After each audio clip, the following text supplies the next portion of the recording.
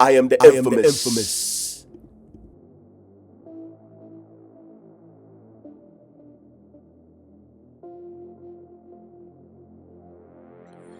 Cheating has a lot to do with supplementation.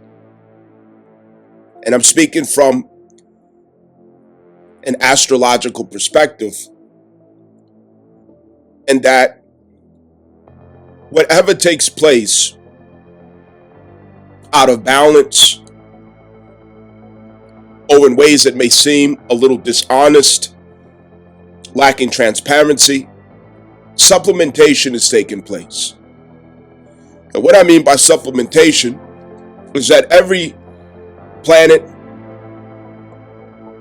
in your natal chart and in transiting orbit, it can be traced back to a mineral deficiency when it is in crisis. And the same way that we have to supplement for mineral deficiencies is the same way that we supplement through Venus in relationship or resources. Thus, cheating. Cheating is through Venus. Oppressing is through Mars. Or, more accurate words, manipulation is through Venus, and oppression is through Mars. Through Mars, you roll over. Through Venus, you sneak under. Understand? And so, what I'm going to explain throughout this, it builds up explanation behind what were we going through with the Cancer-Mars transit. What are some other factors of what it was supposed to be about and what we were learning concerning the fourth house and how we supplement what was not there, how we supplement what we didn't receive. And this applies to the generations of Virgo Pluto, Libra Pluto, and Scorpio Pluto natal birth charts. Those who have these placements in the natal birth charts, that's who this applies to, and that is late generation Virgo Pluto, late generation, if it applies to you in that. This is when single parenting became a common theme here in America. And that crisis has its consequences. And the transit that we have of North Node Aries, South Node Libra, switching over to North Node Pisces, South Node Virgo, we're stepping into a reality, a timeline, a world that survives feminism, liberalism, and single motherhood. We're surviving it. But what we're doing is we're healing it first. We're addressing the matter first and what it has done to us and what we need to do to rectify and atone. There's much work to be done. So there's some things that I want us to visit as you go through this discourse. See how it applies to you and see what proactive steps or measures you could take to begin ascending from this crisis if it has affected you, which more than likely it has affected every one of us somehow. Main thing I really want to highlight, if we think that if a person who we know is supposed to be so-called monogamous to us in a relationship, according to what we agreed, and that person cheats in a way where you know they're cheating, or cheats in a way where you cannot prove or verify that they're cheating, but yet you suspect that they're cheating, we should also understand that children have this same reality in how they perceive us as parents in our relationship, extramarital, or promiscuous affairs. Your children, just like us, they may see you with a woman who's not their mother, if you're a father or a man who is not their father, if you're a mother, they may see you with that other person, and you in your mind have your justifications on why you have moved on and you pursued another relationship. But that doesn't mean that your children have reached the point of maturity and understanding to register and accept that reality within themselves. The soul is still at conflict with, that's not my father or that's not my mother. And it disturbs me because this doesn't seem right. It doesn't make sense. It's like asking a child to digest a steak.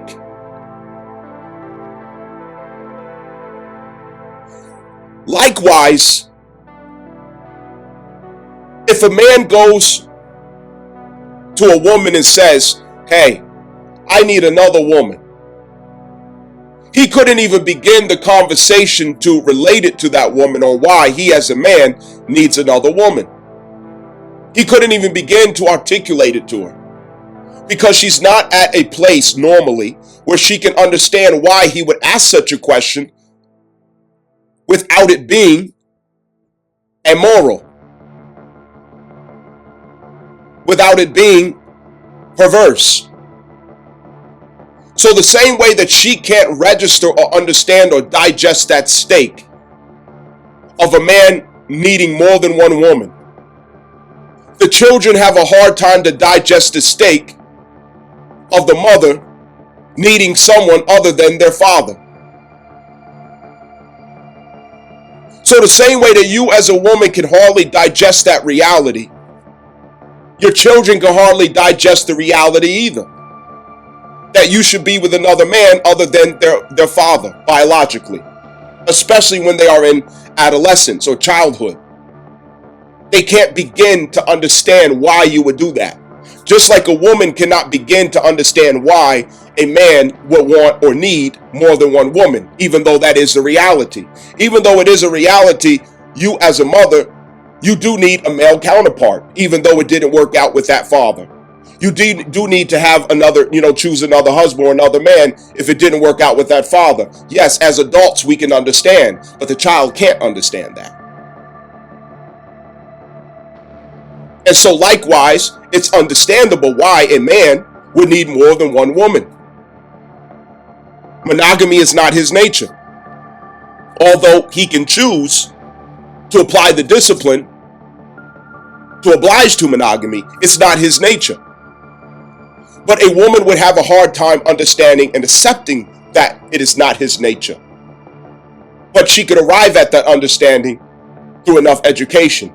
Just like the children can arrive at that understanding that the mother may need another person that's not their father through education. So what I want us to grasp is that this is the same. It works in both directions. And let's look at where you're not able to witness a situation.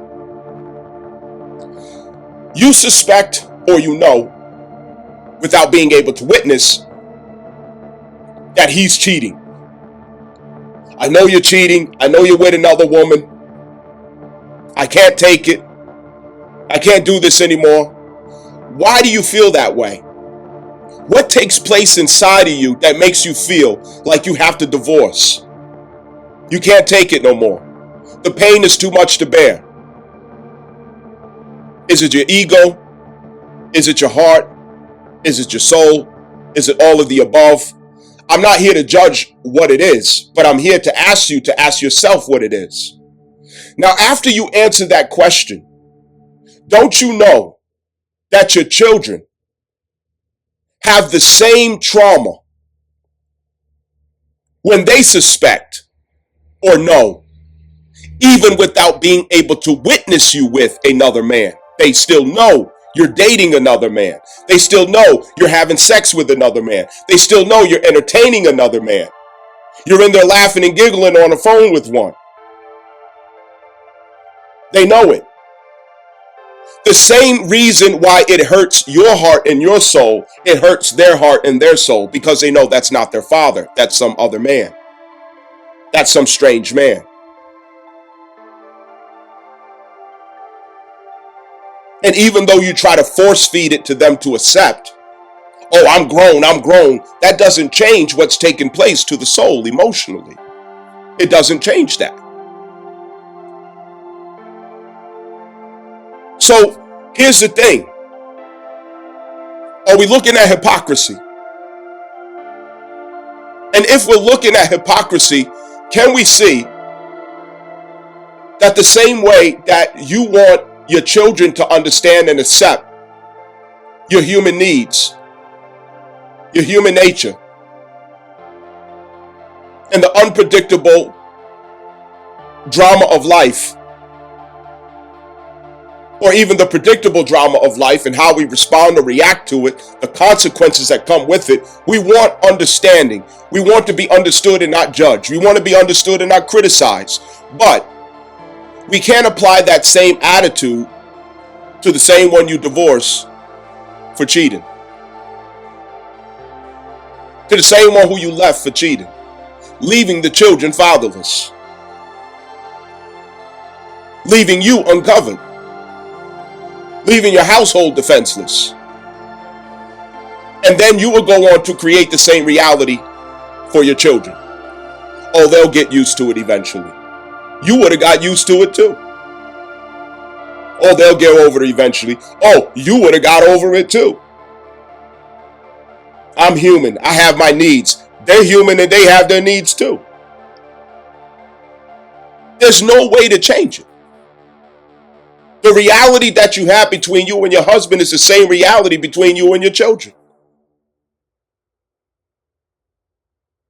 It has always been that way, and it always will be that way. How you see your husband is how your children are seeing you. In that sense. Or how you're seeing your husband is how how your children are seeing you.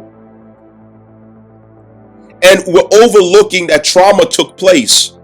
But the point that I'm making with this is, how do we relate to the inner child back then at the fourth house? And what we're supplementing for to try to make up for, to try to heal. That's how we can relate to it. I want you to think about what you're feeling when somebody so-called cheated on you. And the reality that you proposed upon your children when you went from this man and then got another man and then got another man and another man and another man. You done had 30 niggas from the time they was toddlers until they was 20 something. But you still expect your children to respect you. You still expect everything just to be all good. And your life did not turn out better as a result of leaving so-and-so. Especially, that's really a crisis.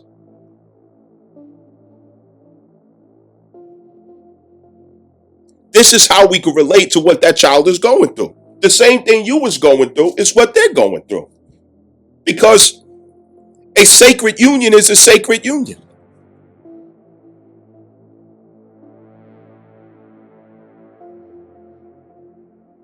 So let's walk this down, detail by detail, and really get into this to understand some of the things that were taking place and what we were supposed to be learning as we went through this transit.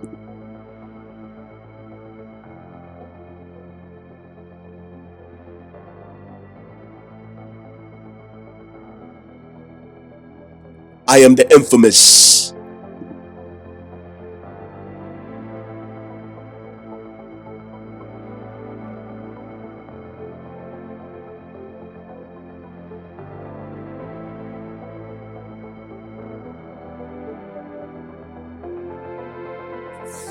Cancer Mars transit presents a solution to the dying energy, the dying interests, to accommodate single mothers.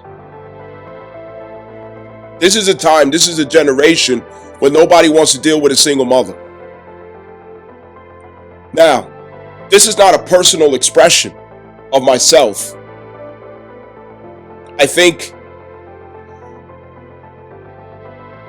I don't see it that way, where no one should deal with single mothers.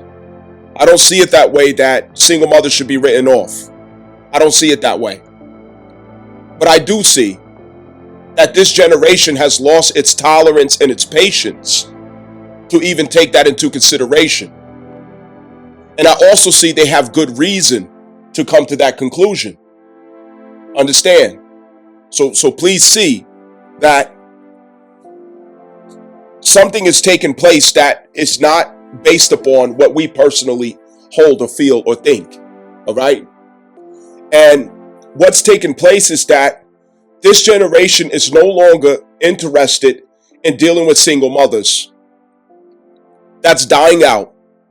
So if this behavior continues on of procreating recklessly, carelessly, irresponsible, without consideration and accountability, being reckless with your womb,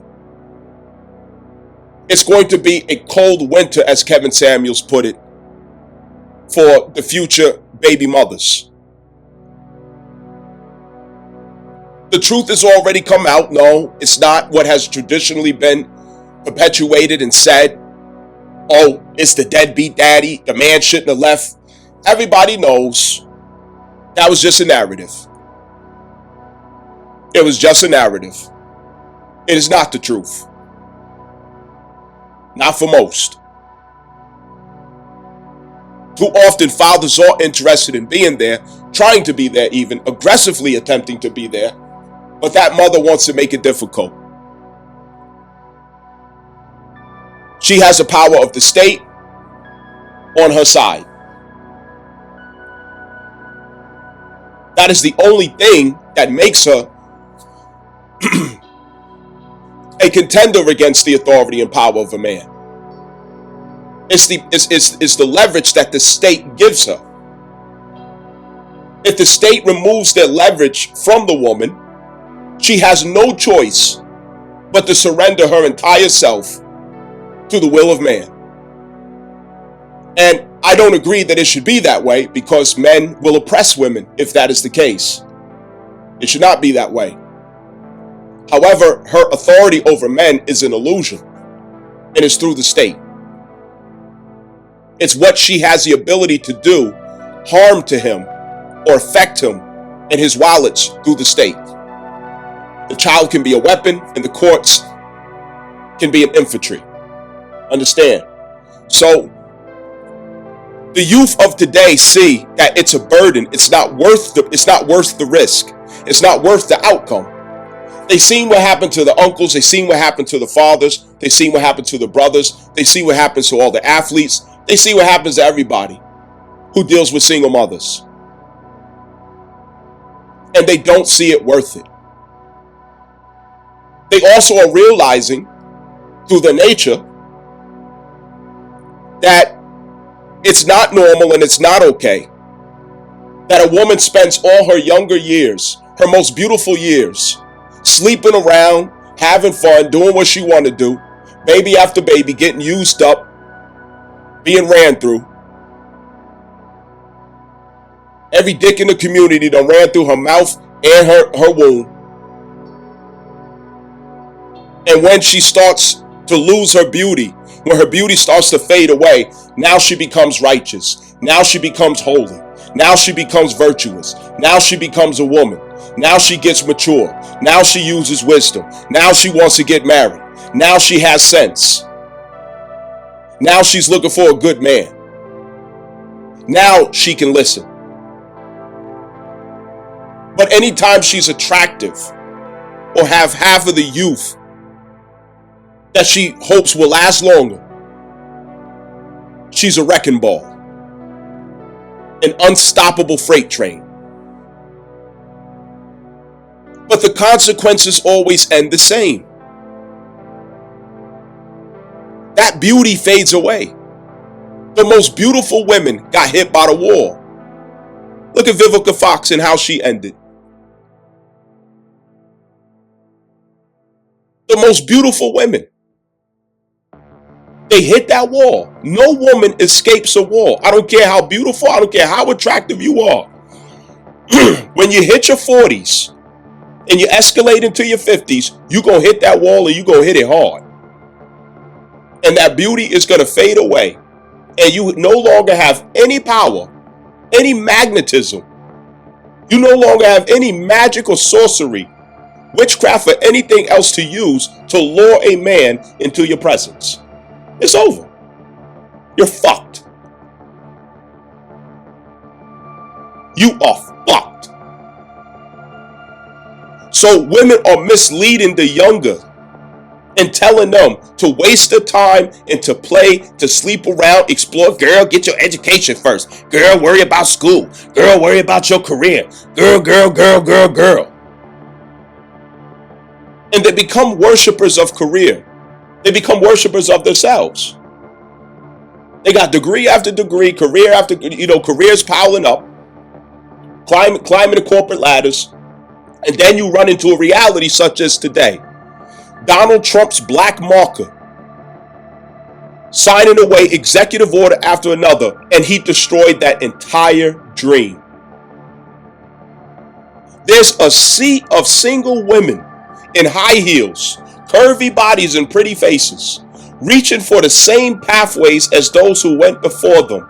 Career, career, career, career, career. A good career with the government, a good career with this agency, a good career with this institution, a good career with this corporation. Corporate, corporate, corporate, corporate, corporate, corporate, corporate, corporate, corporate. She traded her religion for it. She traded her marriage for it. She traded her husband for it. She traded the emotional security of her children for it. And she pursued it with all of her heart. Career, career, career is all she cared about. Now, thousands upon thousands upon thousands are laid off, fired, forced to resign, severance packages. Am I lying? If I'm lying, somebody in the comment section tell me I'm lying. This is a reality today. Who's paying attention that knows and understands that this is a reality? This is not me making this shit up. Yeah. Affirmative action is over 2 years ago. That's going to dramatically reduce how many women of color even get access to certain schools that hold leverage. Because historically black colleges don't hold no leverage. Don't nobody give a fuck about no historically black college. Historically black college don't mean shit. There's nothing special about historically black college except for the name. You twerk, you dance, you make noise, and you think you're special. It don't mean shit after that. It don't mean a motherfucking thing.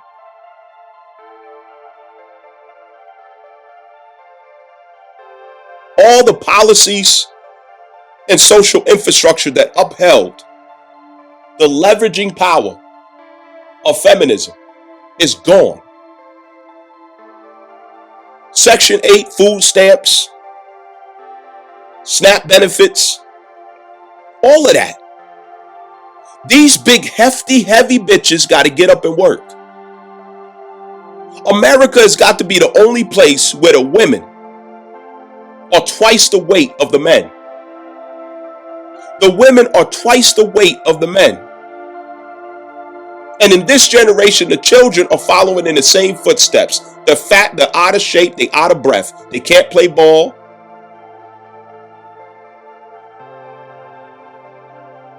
They don't like going outside. They soft. Video game weirdos.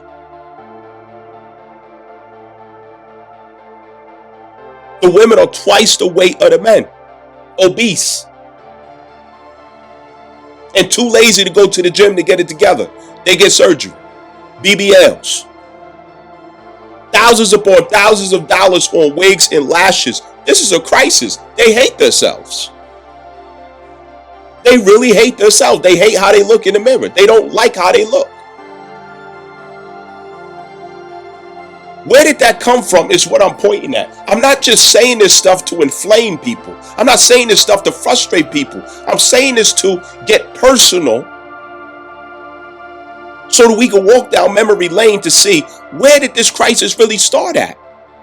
Who was the beginning of teaching you to hate yourself? Where did it start? You don't like your coarse hair. You don't like your natural hairline as a black woman. You don't like your nose. You don't like your eyebrows. You don't like your eyelashes. You don't like anything about yourself at all. You go to surgery to erase every feature that you have to make it look like something that you're not. But yet you ironically turn around and want somebody to be faithful to you and love you for who you are, but you can't love yourself for who you are? Do you think something's wrong with that? Where did that start at? This is the point I'm making. I'm not saying this for nothing. Where did it start at? Where did you first adopt that mentality, that thought process, to where you utterly reject yourself but expect somebody else to love you in return? Who is supposed to teach you what love means? Who is supposed to teach you how love works? Which is you loving yourself first. Who didn't teach you that? Who forgot to teach you? Who's supposed to teach you that? Your mother and your father were supposed to teach you that. Why couldn't they teach you, or why didn't they? Because they themselves didn't know. Where did it stop? Where did the lesson stop? Where did they stop passing down these teachings? Where did it first show up? You're noticing the common denominator here. Did it have something to do with Lyndon B. Johnson and feminism? Huh? When the daddy left, or was forced to leave by Lyndon B. Johnson's culture,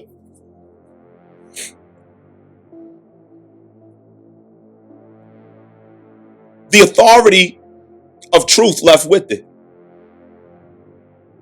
Values left with it. Morals left with it. Spiritual infrastructure left with it. Culture left with it. Your identity left with it. So it turns out that father was more important than what your mother was able to articulate or explain to you, or at least what she was willing to tell you or explain to you. Thinking that she is getting some get back, but really she's hurting you by not telling you and showing you. She's hurting you. And your mother's mother did it, and your mother's mother did it too. This is the truth that we have to accept so we can walk back where we started that disconnect. We have to go back to our forefathers to recover, reawaken. We have to conjure them back alive. We have to conjure our forefathers back alive to connect to the voices. What were they teaching us that we forgot? And I will tell you right now, go back to Marcus Garvey. Don't even go back to Malcolm X. Go back to Marcus Garvey. I'll say it again, go back to Marcus Garvey. If you don't do nothing else, study Marcus Garvey. Listen to his speeches. Go to sleep on his speeches. Marcus Garvey held Black America accountable, and Jamaica. He was a Jamaican. But yet he was a savior to all African Americans as well. And they threw him in jail. He went to the same jail that Trump went to. They kicked him out and sent him back to Jamaica. But he was the only voice that held us accountable. That reminded us of how much we was hating ourselves. The fact that we refused to be self-determined. The crack epidemic, feminism, liberalism, the Obama era, we got hit so many times. 800% conviction rate during the Clinton era. Oh, I'm lying? Don't listen to me picking your nose and licking the window. Look up the shit I'm fucking saying.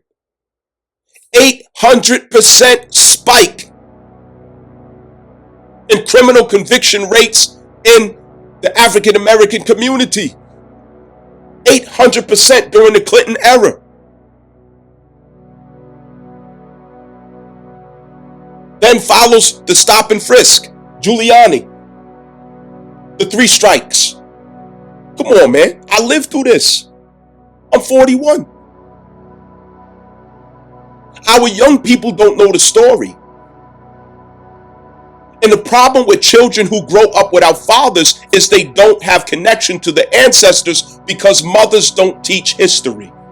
Mothers do not teach what the ancestors taught. Mothers do not make sure that the children have connection to the stories of the forefathers of those who came before them. Mothers don't give a fuck. They don't care. They don't give a shit. They don't see the connection between that. They don't see how important it is for the children to know from whence they came. They don't care.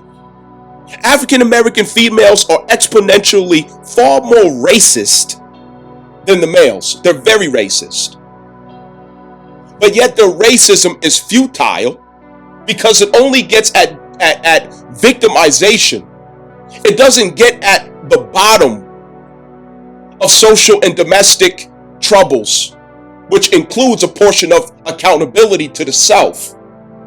They overlook that. They have a blind eye to it. They can't see their own faults and the results that they're getting. So they turn to racism and victimization. Look at Miss Crockett. And if you don't know who Miss Crockett is, I don't even know why you on this channel. Like go lick a fucking tree. For real. Go jump off. Let me not say that. Go lick a fucking tree. If you don't know who Jasmine Crockett is, go lick a tree. It's females like Jasmine Crockett who got the loudest mouth but lacks understanding. And this is how single parent households misinform African American children. They load them up with racism, but they don't have understanding. You have to get the man involved to have understanding. Because the only result you get from that is racism. And that's why the youth turn out racist, but ineffective politically and socially for their own people, so-called. I'm Black Power all day. I was raised by a Pan-Africanist, but yet I'm not racist. I could talk about black issues all day, but you don't hear racism coming out my mouth. You hear accountability. You hear accountability. Where did this self-hate start?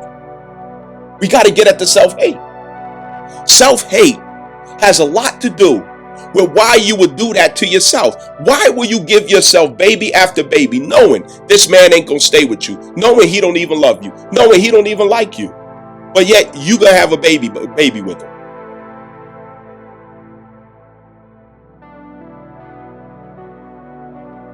There are many who think that a baby is gonna keep the man and trap the man, but it doesn't. There are many who are willing to have a baby just so they could turn it into a weapon, not so that they can have a family that they could be proud of and instill with values and legacy. No, it's a convenient weapon. It's more return on my taxes. It's a secure place in a Section 8 voucher. It's to help supplement my emotional insecurity and lack within myself, where I'm void of love. And the children grow up feeling this, but not knowing how to articulate and explain what they're feeling or getting from the mother, nor does she understand herself. So it's chaotic. And what do? We reproduce the chaos and curse all over again. This is what I'm getting at with us. This is a timeline where where females need to talk less and listen more, be more attentive, and they need to honor their fathers, their men, their brothers. They need to listen to the men a whole lot more.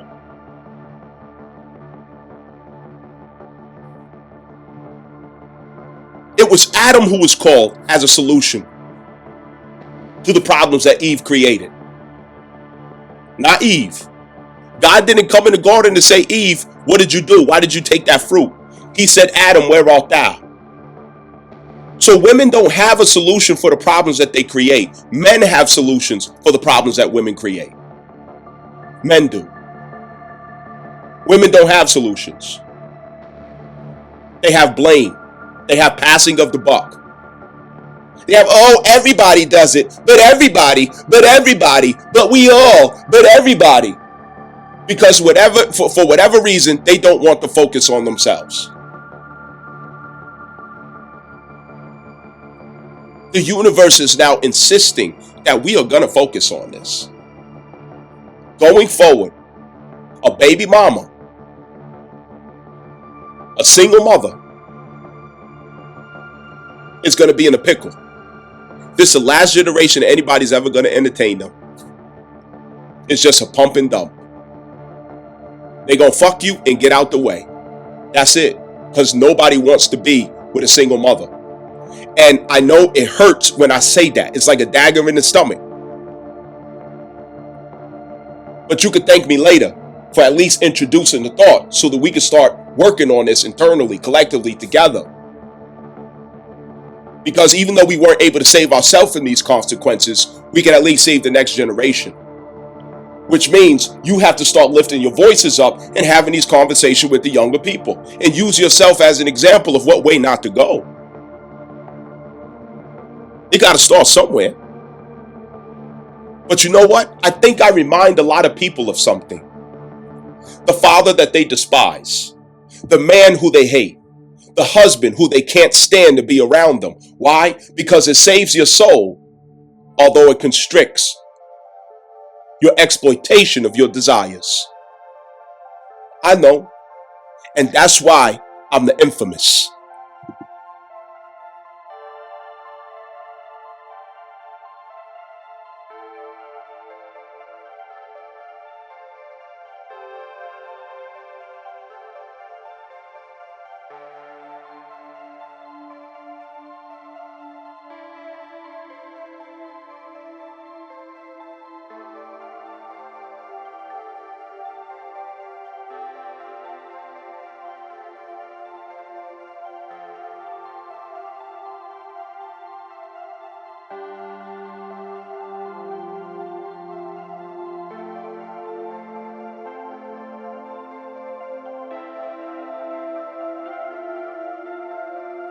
Now, what makes this discourse very important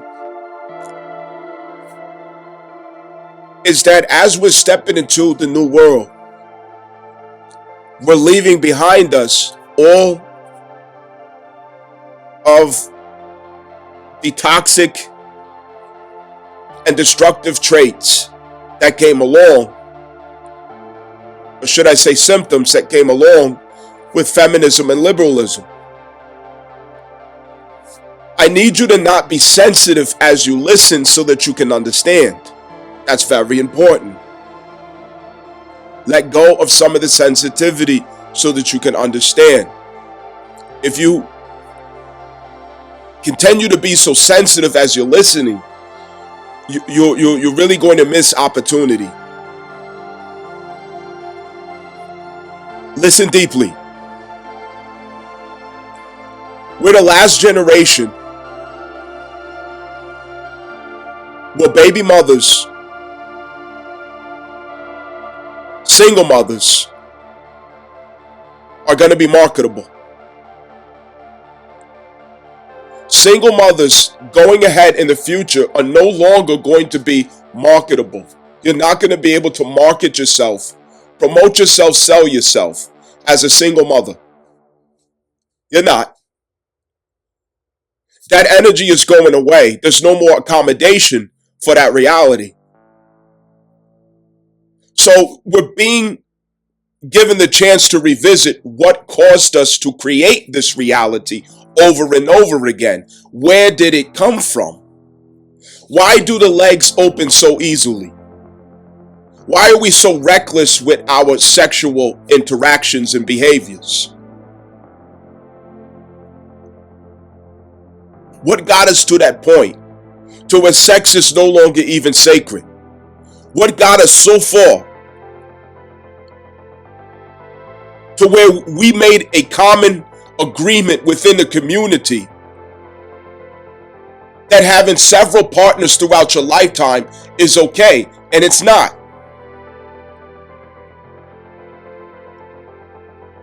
We came to the agreement upon that. We lowered the standard. Instead of rising, ascending in our virtue, in our morals, in our character, in our consciousness, we have descended. We've made it comfortable since the Obama era to accommodate and make safe space for our most degenerate behaviors and lifestyles. We took away the shame. And when we took away the shame, we took away our own security. That is the irony of the situation. Shame and security goes together. Security goes with Cancer. So if you, from the fourth house experience, begin supplementing yourself in unhealthy ways, shame will push you back into introspect with yourself so that you can save yourself from breaching your own security. Do you understand? If you understand, say yes in the comments. Like, for real, I really want people to understand this. Say yes, I understand that this is the case. Please, let me know you hear it. I mean this like from the depth of my soul.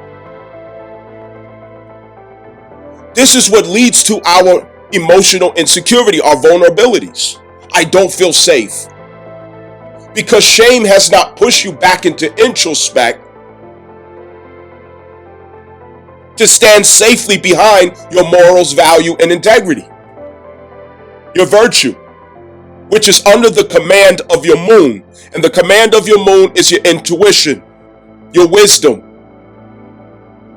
There is a prayer in my tradition, Ifa Yoruba African spiritual tradition, where we pray to Ori, part of Oriki. We hold the head and we say to Ori, which is our oversoul, our guiding conscience, our guardian angel, Ori, Ori, do not betray my wisdom. Ori, do not betray my wisdom. Ori, do not betray my wisdom.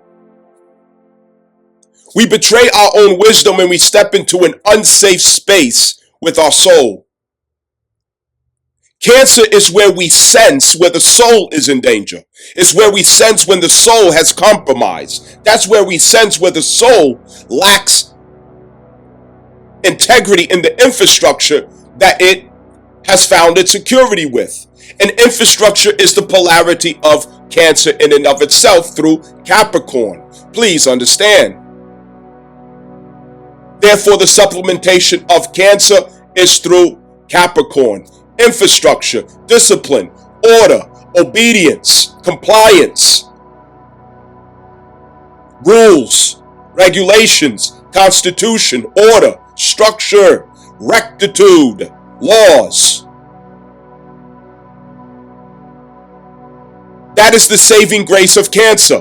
That is what gives Cancer security again.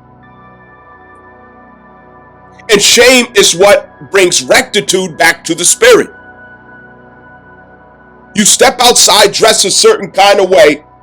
Somebody shames you back into the house so that you could dress the appropriate way. That saved us from exploiting ourselves.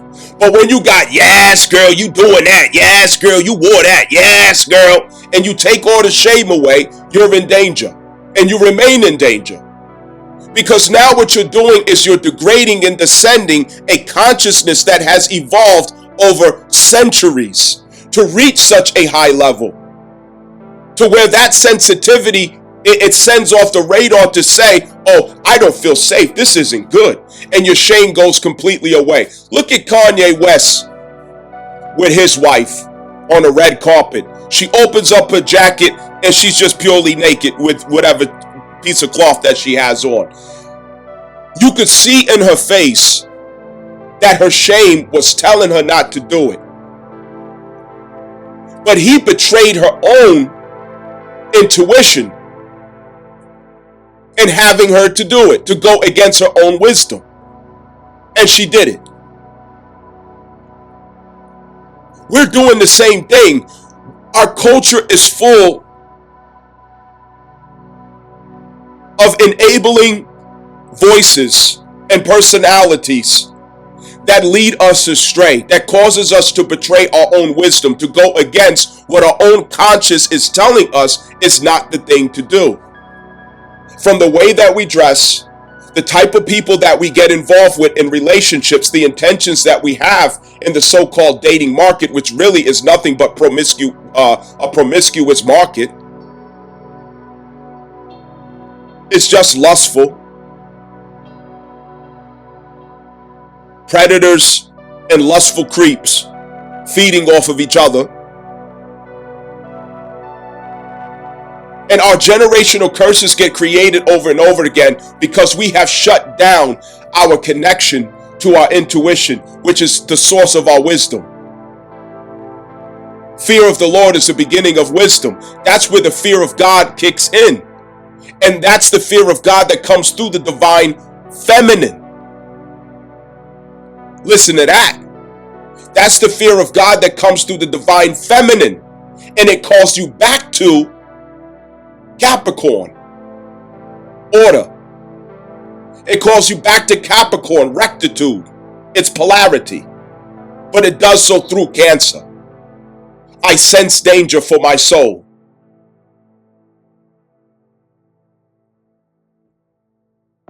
This is how we get to a place where we short circuit our own judgment and our own conscience, and we're able to open our legs up to perfect strangers. We're able to lay down and have sex with perfect strangers. And we told ourselves that it's okay, but we all know it's not okay. A promiscuous people. And we leave a trail of babies that nobody wants to take care of. Nobody wants to be bothered with. Nobody wants to deal with. They're burdens. And we call them bundles of joy. We call them, oh, you're my happiness. I couldn't imagine life without you.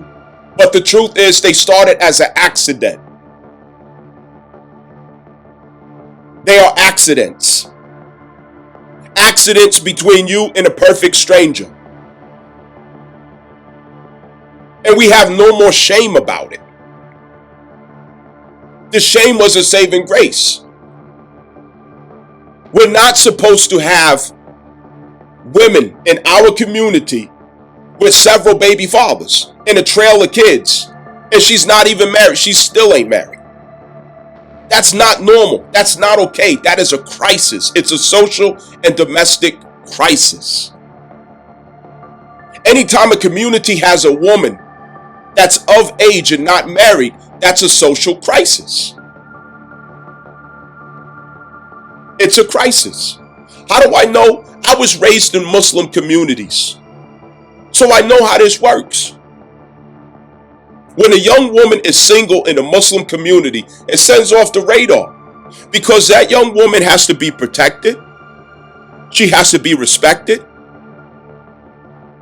She's going to have sexual urges and desire to be loved and cared for by someone other than her father. It's natural. So someone has to prepare her for marriage so that she does not make the mistake of going into the illusion of dating. And then some creep misleading her and leaving her with a baby. Now she's a baby mama. Now the community has to take care of her. Because in a Muslim community, you don't go to the government to supplement. The community takes care of you through zakat. The community comes together to take care of the single mother. The community comes together to take care of the child who doesn't have the father. We all are the father of the child in a Muslim community. This is facts I'm talking about because I was raised in a Muslim community. Understand? This is what I know. Single women, it's a red light. It's an alarm. And it's not to oppress her, it's to secure her, to protect her, to make sure that she has covering, to make sure that she is guarded, to make sure that she has what's called a wali, a protector, a guardian. And there are only two guardians in a woman's life, the father and the husband. She goes straight from the father to the husband. Yes, she has brothers. Yes, she has elders and uncles and all these different things. But the only person who's obligated to die for her is the father and the husband. The only person who's obligated to sacrifice for her is the father and the husband. Nobody else is. Oh, black men don't protect us. They don't protect us. Nobody's obligated to protect you except your father or your husband. That is the truth.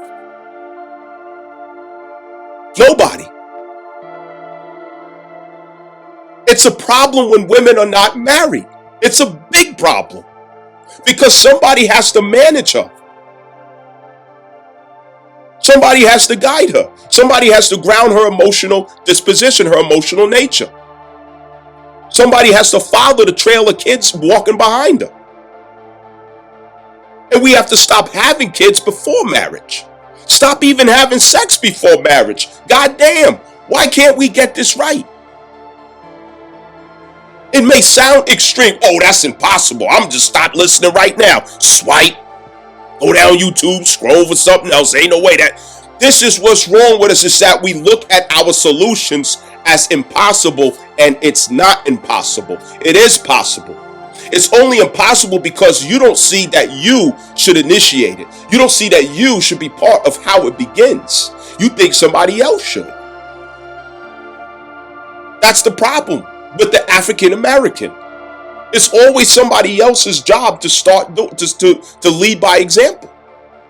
It's somebody else's job to get it started, to do it, to make sense of it. It's your job. It's not how it's supposed to be. What are we looking for when we just lay down with perfect strangers, promiscuous, sleeping around? What are we looking for? What answers are we trying to find? What is it that we're really trying to get? Did we ever stop and think about that? And are we going the wrong ways to find those answers? And why can't we find it in the husband? Why can't we find it in the wife? What are we choosing according to? What are our standards that we're choosing according to? What is it really about? When you don't have a father, you don't know what to look for as a woman. You don't know what it feels like for a man to love you. You don't know what a man's love manifests as. You use yourself as a mistake. You use yourself to gauge whether or not he loves you. But your love is not his love. Your expression is not his expression. He loves you through Saturn and Capricorn. You love him through Cancer. That's a different nature of love. Could you have rejected your hero and embrace your enemy? You give babies to your enemies and you leave your heroes unread. This is what we do. The best man for you is the cleanup man. He has to play the role of the hero who comes to clean up the mess of all of the jackasses who are handsome, charismatic, stylish, had money, fancy talk, got a lot of attention, but he left you with a trail of babies. 2 men, 3 men, 5 men. But the good guy is the one who always has to be guilt tripped into taking care of you and picking up and cleaning up all that mess. The good guy. And you use his good nature against him, guilt tripping him into that obligation. Oh, you're not a man if you're not man enough if you. Well, I guess you really don't respect me or love me if you. We have to stop passing this burden around. Choose a man, choose a woman, and focus.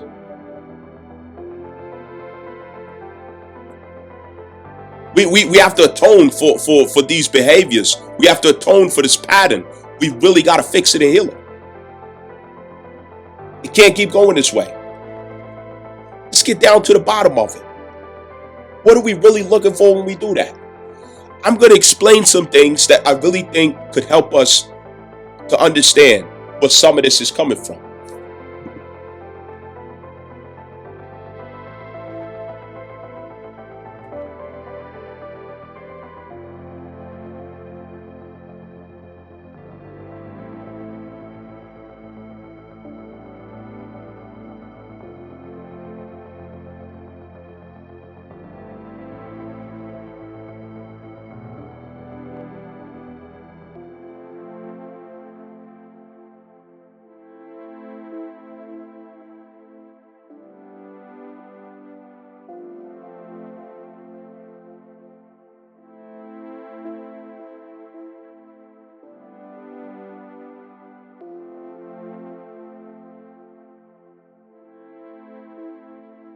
I am the infamous.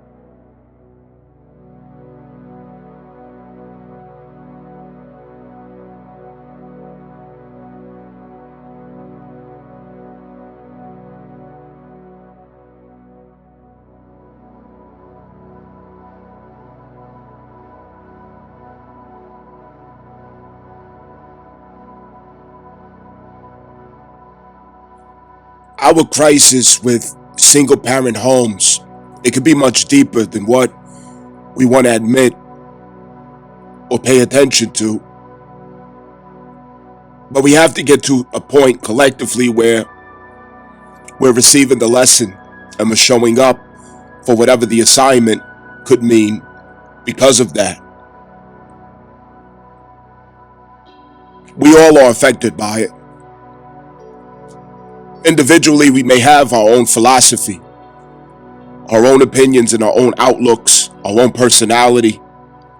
And we would like to think that that separates us or makes us different than the other person, which it actually does. However, we're all in the same pool of influence, culture, and reference.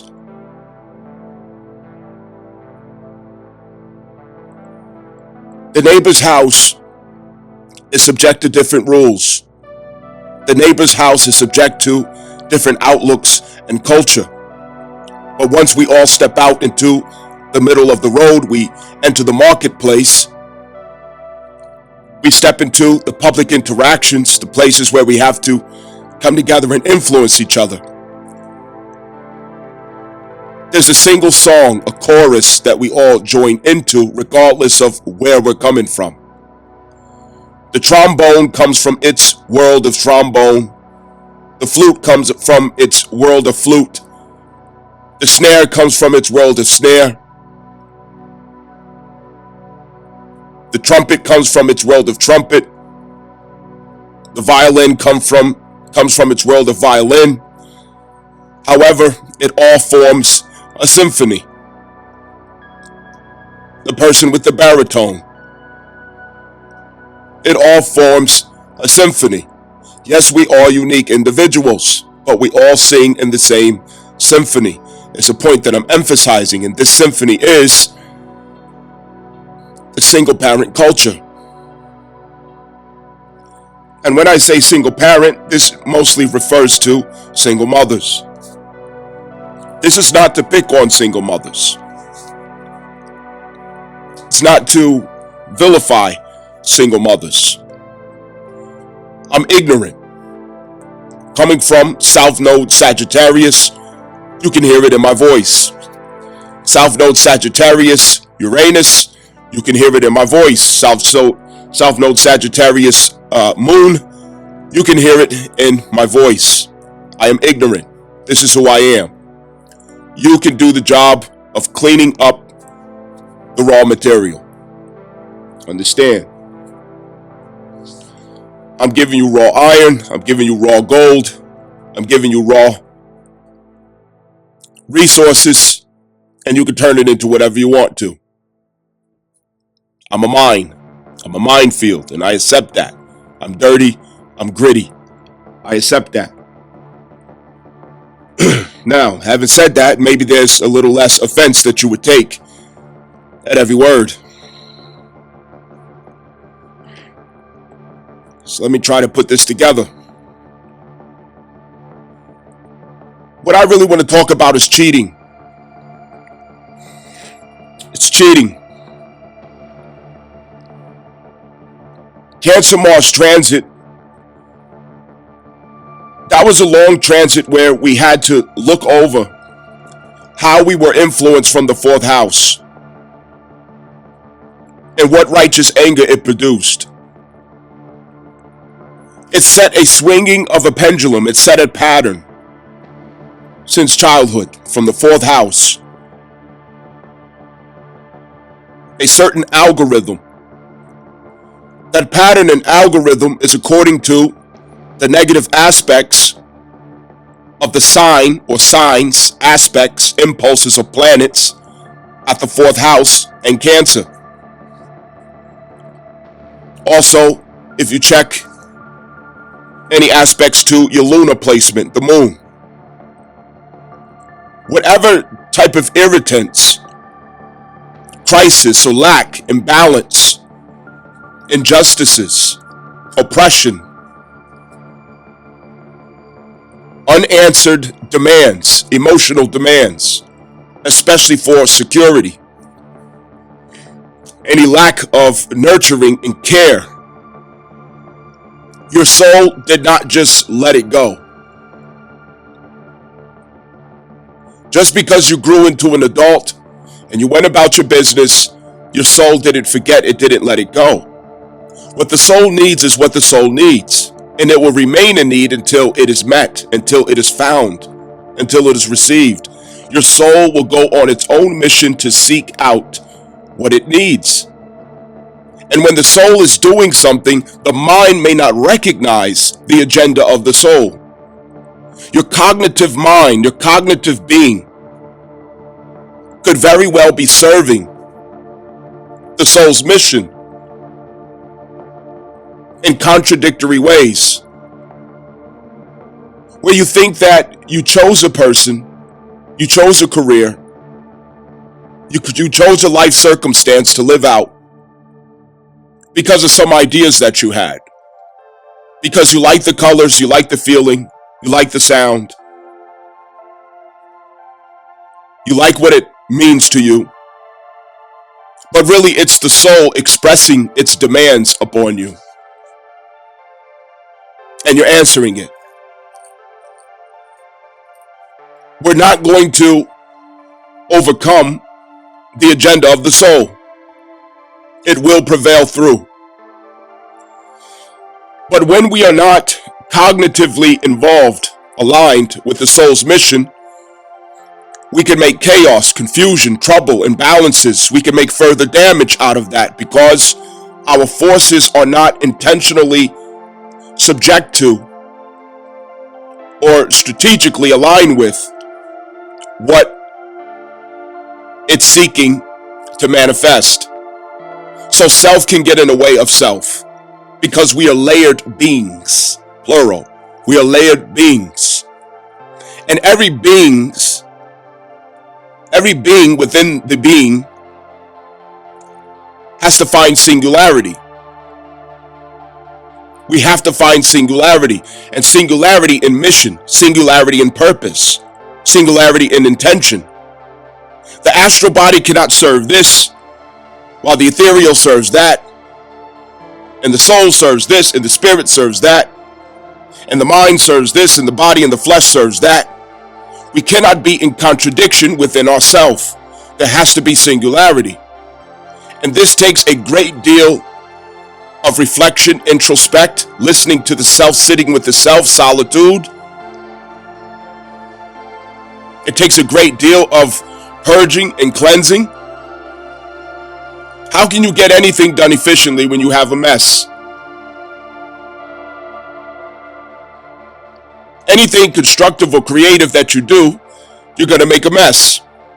Rather you're painting, fixing a car, building a house, you're making a dress, you're going to make a mess. Anything creative makes a mess.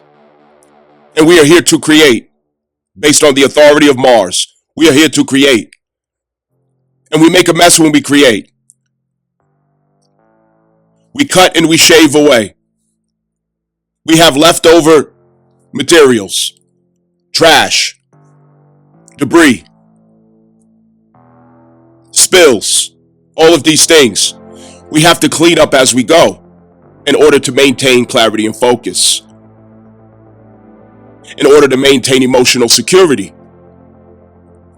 As I'm painting or building a house or doing whatever else, as if I'm cleaning as I go, I maintain the emotional security to have the mental clarity. I maintain the emotional security to keep the mental clarity. And it also goes in the reverse. I maintain the mental clarity to keep the emotional security. Understand, as above, so below. It goes in reverse. It goes in both directions. So cleaning is not as simple as move the mess, but it's a spiritual practice to keep the clarity and to keep the security. Because when the mind is clear and the spirit is clear, the emotional security is there. Our ability to create is that much more efficient, accurate, successful, profound. Because we're able to channel that much more accurate. Our life is no different. Where we make a mess but we don't clean up. And this is where salvation comes in. Atonement. Confession. That confession is to acknowledge I have a mess. I have parts laying all over the floor, screws and a transmission. I have oil spilled all over the carport, tires, bolts, tools laying everywhere. That's the confession. And I'm the one who put it there. Therefore, I'm the one who's responsible for picking it up, cleaning it, and organizing it. You understand? This is how confession works. And the atonement is you taking the action to rectify the situation, to make sure that you as master cause the environment to submit to your law of order. That's atonement. To bring order to chaos, to rectify an imbalance, to bring justice to an unjust situation.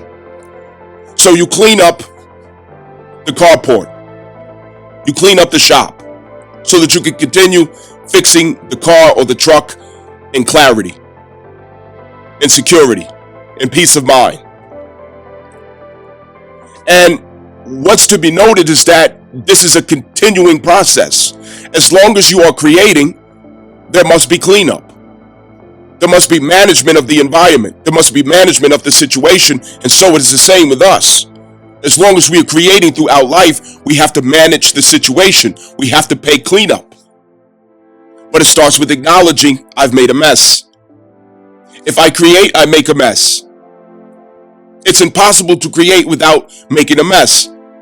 It's impossible to have relationships, interactions with others, or a relationship with the self without making a mess. Because that's part of creation as well. Understand, it's impossible to speak words and take actions without making a mess. Even if you're being constructive, even if you mean well. Because doesn't a car mechanic mean well as he's fixing the car? But he still has oil everywhere, it's inevitable. He has parts everywhere, it's inevitable. Until he becomes what? A master. When you become a master, you make less mess.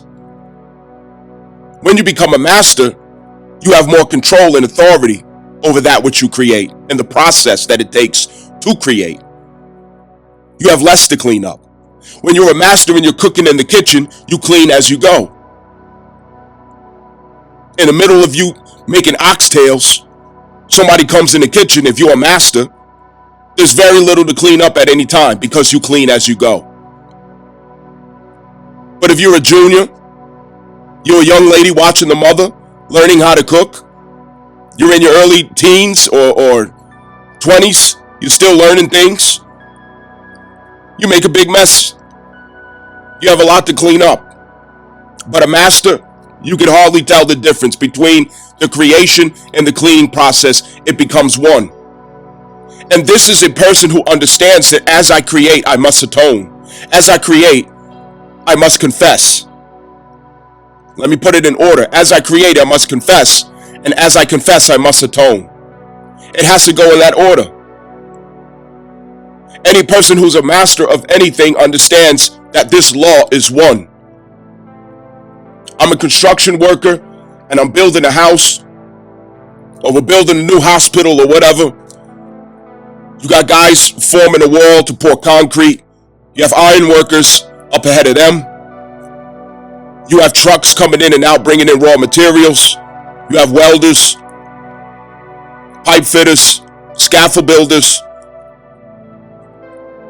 concrete finishers, electricians. There's a mess everywhere. But you have superintendents that walk around the construction site, and supervisors, foremen, who are making sure, who are bringing accountability to every process. Every process of what? Every process of creation. Every process of creation.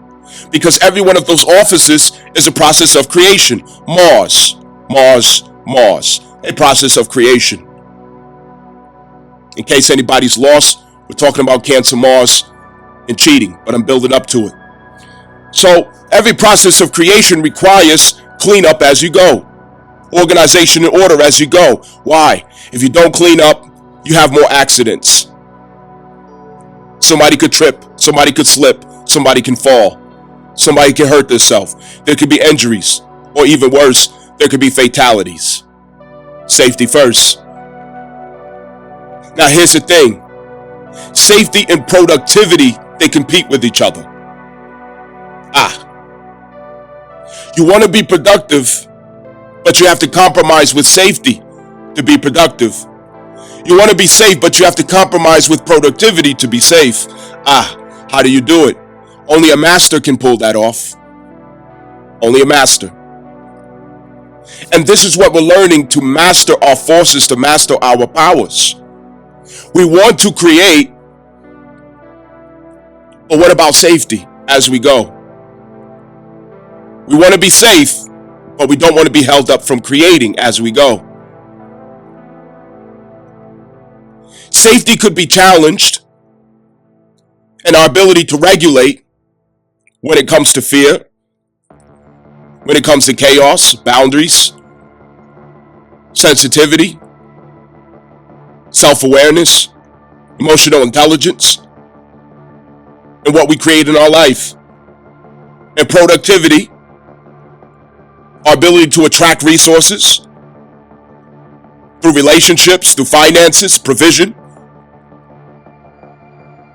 our ability to be fit, competent, qualified, knowledgeable, the self-esteem, in order to maintain productivity.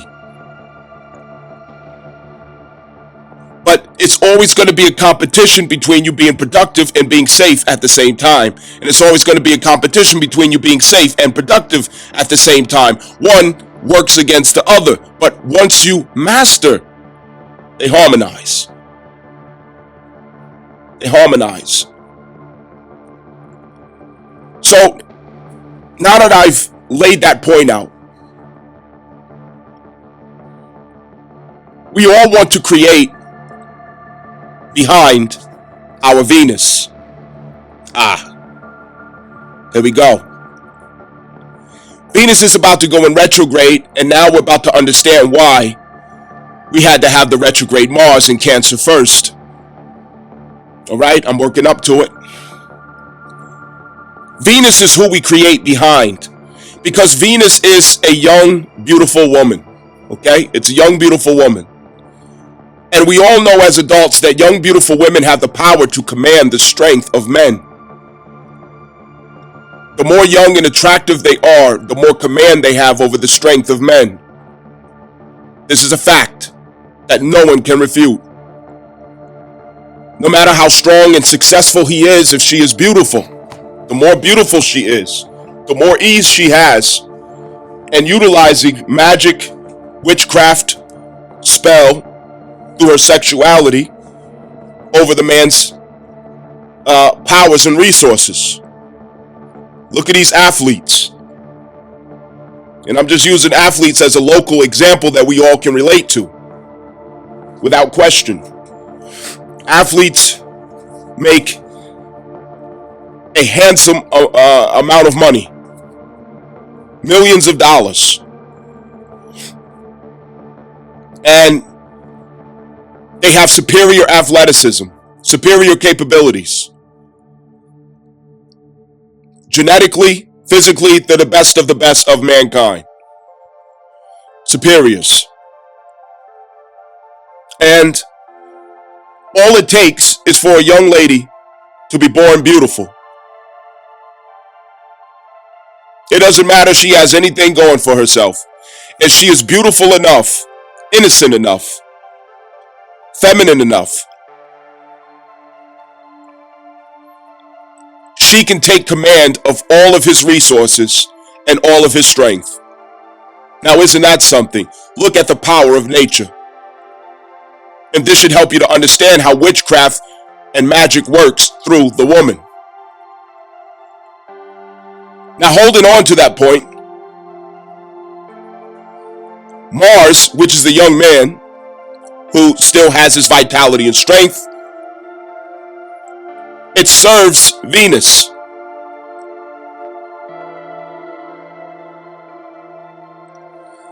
Venus desires things. Venus wants things. And Mars wants to make Venus happy, or should I say, it wants to satisfy Venus. And mind you, Mars is the immature of the masculine, and Venus is the immature of the feminine. Keep mind of that, okay? Because this is not what a man is. A man does not live to satisfy a woman. That is why the mature masculine is Saturn. A man lives to secure a woman, but not to satisfy a woman. There's a difference. Pay attention. Please follow me. Please follow me. I know what a man is. Please follow me. But anyway, that Mars, or the young man, he wants to please the Venus. So Venus doesn't have the power of Mars. Venus doesn't have the power to create. But she does have the power to attract those who can create. Uranus and Mars. She can create Mars, she can attract Mars to create for her will. She can also attract Uranus to innovate for her will. She can do both. So that Venus wants certain things done in your life. Your astral body, there's certain things that it desires to have, to experience in relationships and in resources. Relationships and resources. The relationships toward connecting with security, which ultimately lands at Taurus and Cancer. And resources towards stability, which is at, again, Taurus, as well as, I would say, 11th house. However, here's the thing. Are you competent?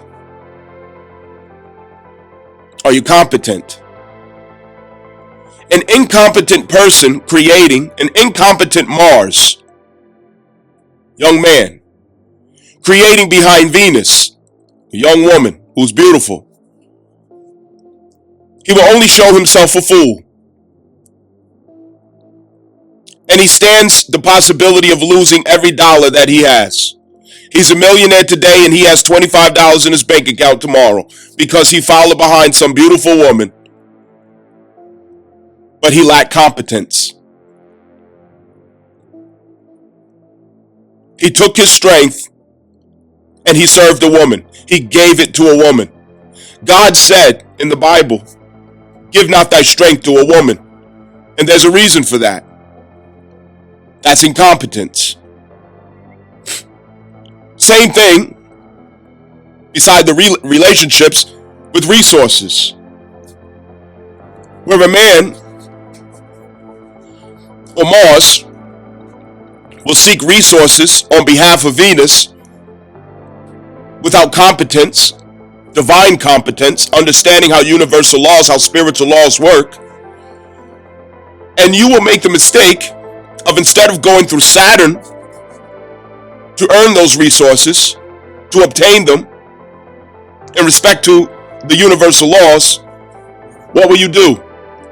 You will oppress, you will strong arm, you will rob, you will steal, you will cheat, you will sell drugs, you'll scam.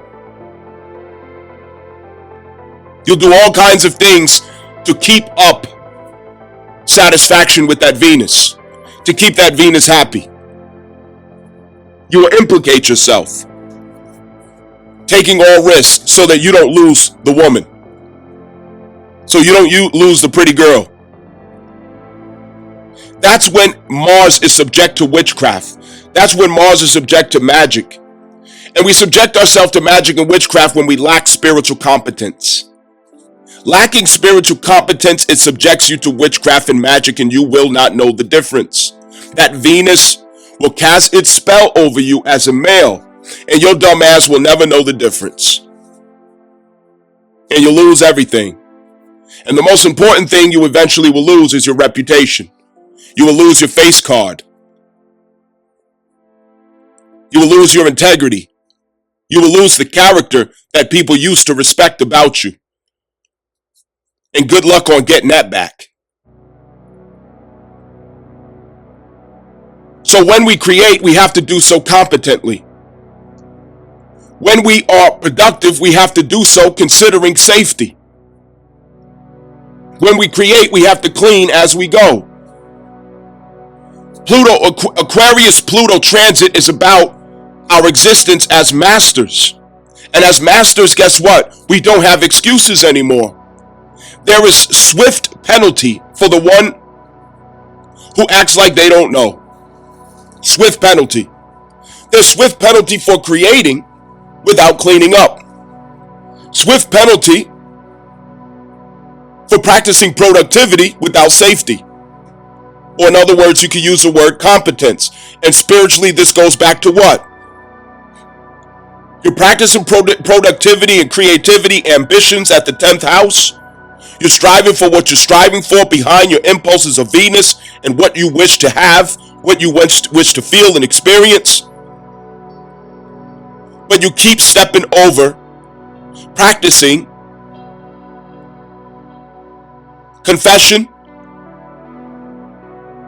forgiveness, atonement,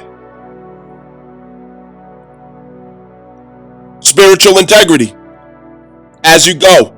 You keep forgetting to clean up as you go. And it arrests you in karmic silence. It arrests you in karmic stagnation. Because you have to sit with that, or else you will be a danger to yourself and other people if you keep going forward. So the forces of this universe has to arrest you. It has to seize you. So you don't hurt somebody or hurt yourself further. And now you're in a karmic arrest. I need you to pay attention to what I'm saying. Don't just listen to me on here and not make sure you understand the words I'm using. In my natal chart, I have Mercury at Taurus at the 10th house. Okay? And what that means is that when I choose a word, I choose it like I'm choosing fruit in a supermarket. When you go to the supermarket and you pick up an apple, you look it over. You look for blemishes, you look for, you look at the quality of the fruit. You smell it, you make sure it's the right fruit to select. That's Taurus Mercury at the 10th house. That's how I speak, okay? And I have Vesta conjunct Taurus, all right? So I'm not just going to say words just to be saying it. If I say it, it's exactly what the fuck I mean. So you should go and look up the word. Don't just sit here picking your nose, licking the fucking window. I know what he's talking about. Yeah. Know what the fuck I'm saying. Please, I beg. All right? I beg. I'm not just using that word for nothing. What does that word mean? Atonement. Confession. Forgiveness as you go. All of this goes to as you create. You have to also practice salvation. You have to seek salvation as you go. Maintain salvation as you go. When you create, maintaining salvation as you go, now your midheaven is accessible to you as a character. And the midheaven is the mastery of the self, while the 10th house is the character of the self. The midheaven is the mastery of that character. Understand, see how all things work together. We're at Aquarius Pluto, where we have to be at mastery, not just fucking existing, scratching your ass. If you're not at mastery, you're going to have stagnation, setback, blockage, karmic arrest, because you're not paying attention. The midheaven is character paired with salvation. And that salvation is to practice as you create in life. Confession, atonement, forgiveness. Making sure that you stay in a place of salvation. And that's with yourself and others. With yourself and others. Because we cannot create without us needing to do so. We are narcissistic if we think that we are creating without the need to practice that. That's a narcissist. You have relationships you're creating throughout life, but you never have to apologize. You never have to confess. You never have to clean up. You never have to rectify. You never have to make atonement. Yeah, okay. Okay. You and Jesus was the only one who ever did it, huh? Yeah, okay. So anyway, Mars is here to serve that Venus, but Mars had to learn things. The problem with our Mars is we were creating behind the crisis, okay? Behind the crisis of single parenting. Single parenting was affecting our Mars as a generation, okay? And these are the generations of Virgo Pluto, Libra Pluto, and Scorpio Pluto. These are the generations of single parenting. Since single parenting began as a plague. Since feminism took stronghold of families. Since liberalism took stronghold of families. Since Lyndon B. Johnson's welfare state took stronghold of the families. Since feminism dominated the culture of society and it alienated men, it alienated and vilified fathers. So this is dealing with the generations of Virgo Pluto. I'm talking about natal charts. If you in your natal chart have Virgo Pluto, Libra Pluto, or Scorpio Pluto, this applies to you. That means your Mars was subject to that curse, that household curse of single parenting.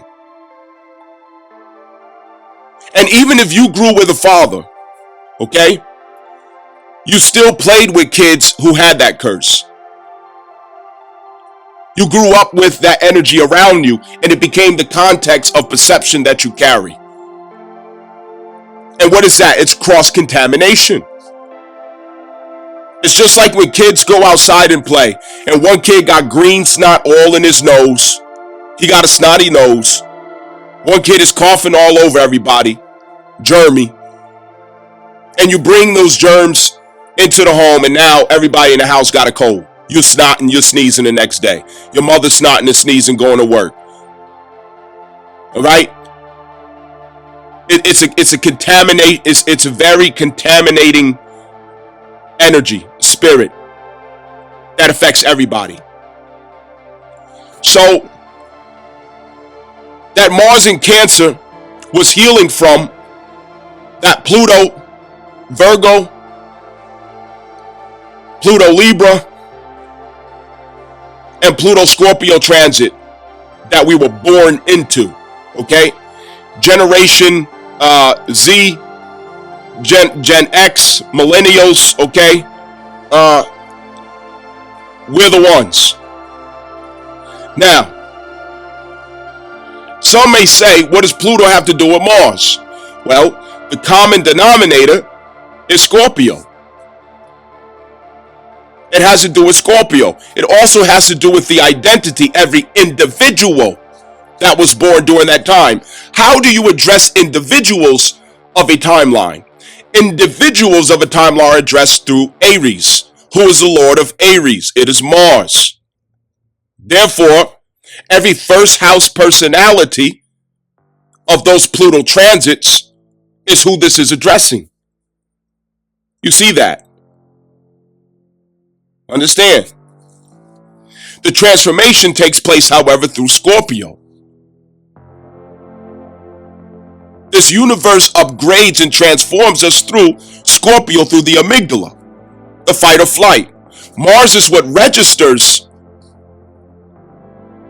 the actions that are to be taken, executive actions that are to be taken from the command of the amygdala. It is Pluto that decides the threshold of psychological pressure or event to trigger the amygdala. Understand, Pluto deals with the psychology of such. Mars deals with the orders, the marching orders of such. Okay? And they are paired. They are one through Scorpio. Okay? And amygdala. And again, don't let me just be using words without you having the initiative to go and look it up. Amygdala. Don't sit there licking the window and picking your nose, you know what I mean, without looking it up. You know, this is free content. You know what I mean? I'm not getting paid for this. It's up here. The least you could do is, do your due diligence. Look it up. Research it. Do yourself the favor. What, I got to do everything? Come on. So, these generations who have this in the natal chart, we were affected by this in our Mars. The mother's preoccupation with survival because of the single parent crisis, her preoccupation with survival, it left nurturing half complete. It left emotional security half complete. And this, again, it doesn't mean that you had a bad mother. It doesn't mean that she was evil or she was sinister. I'm not saying this at all. I'm saying due to the social crisis, okay, this was socially engineered upon women. It's not necessarily what women wanted it to be, but they were tricked through their own nature. It's easy to sell ideas to women. It's easy to sell culture to women because they have feelings, they have emotions. And through their feelings and emotions, it's easy to short circuit their decisions. It's easy to manufacture their decisions and perception. Very easy. Through commercials, through music, advertisements. If you sell it the right way, it's called game. That's all it is. It's game. And that's what democracy is all about. I want you guys to write this name down. Noam Chomsky. Noam Chomsky. If I'm saying the name right, I'll have to look it up, make sure I spell it out for you guys. So, social engineering is why democracy and liberalism was so important. America is a republic, not a democracy. Okay? It's a republic. And they propose it to you, and you hear it all the time, for democracy, in the name of democracy, so that democracy. They're brainwashing you. And they're brainwashing you for a reason so that you accept the idea that through democracy, we're going to ignore the Constitution and we're going to fabricate your psychology by brainwashing you so that the brainwashed person can uphold our corporate and capitalistic interests. Because there's corporate and capitalistic interests in you being single women. Because you as single women, you are greater consumers without your husband than you are with your husband. You spend more money when you don't have a husband than you do when you do have a husband. You're constantly swiping that card. You're spending money. You're spending. When you get emotional, you spend. When you get worried, you spend. When you get happy, you buy stuff. Spending and buying things is a part of your expression. Just like travel. And travel costs just as much money as shopping. You hear women today, see these single women today, oh, what do you like to do? I like to travel. Well, he has to like traveling, and we always want to travel. These bitches always say travel. That's all they got to say is fucking travel. Travel, and shop. Travel and shop. All that costs money. Lots of money. But that is what keeps America in a corporate sense. That's what keeps the wheels turning. That was the plan all along. But we can't do this. Rothschilds and Rockefeller understood they can't accomplish this as long as women are married. I got to get you away from your husband to make you a greater consumer. When you're with your husband, you might be a consumer at 7%. Get you away from your husband, you're a consumer at 42%. Oh yeah, we making money now. Who's the greatest consumers in the world? African Americans. See, you could already finish my thought and where I'm about to go with this. Why are we the greatest consumers in the world? Because we're the ones who have the most households that don't have husbands and fathers. We're the ones. We have the most single women. And because we have the most single women in a corporate state, in a capitalistic country, we're the greatest consumers. Our black women are the greatest consumers. Nobody spends more money than black women. Nobody. Nobody buys stuff more than black women. They're the greatest consumers in the fucking world. There's a reason for that. That was the plan all along. It was done to us. It was engineered to be this way. So when you see Cancer Mars, this is God's saving grace. This is Jesus coming off the fucking cloud, saving your black ass. But how many people is out here pissed off? Oh, Donald Trump, he done signed off this. Oh, he done turned off the food stamps. Oh, he done changed Section 8. I can't give my baby Merc.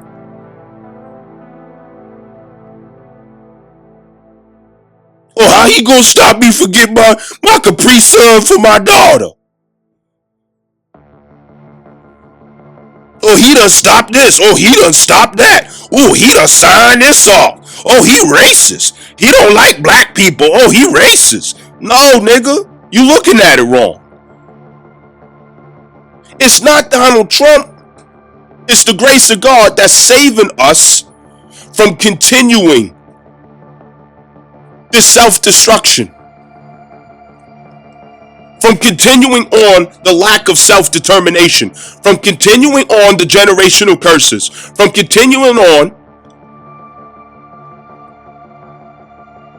our, what's that word? Arrested development. It's deeper than that. It's not about Trump. Trump is an instrument. Understand that. Trump is just as crooked as anybody else is. You better believe that. But he's an instrument for the balancing of the energies that's taking place today. That's what needs to be understood. It's bigger than him. So anyway, let me stick with the point so I don't lose your attention. You know, if you like me, you got ADHD. Okay. I try to keep your interest. I know these long, but anyway. This was all planned out, and a lot is being fixed. And as I explained, there's a reason why they had to get the man away from the woman, because it fulfilled Rothschild's plan. And Rothschild was the one who made college education locally accessible, and especially to women during a time where wars made it more readily available to women. Okay? And there's a reason for that. If we could put women over top of men in this country, consumerism, commercialism, capitalism, oh yeah, we can make some money. We can make some money. And if we could raise generations without fathers, we could raise dummies. I'm not trying to be insulting again. I got South Node as Sagittarius, okay? So I'm ignorant. I'm admitting this and I'm confessing that I'm ignorant. All right?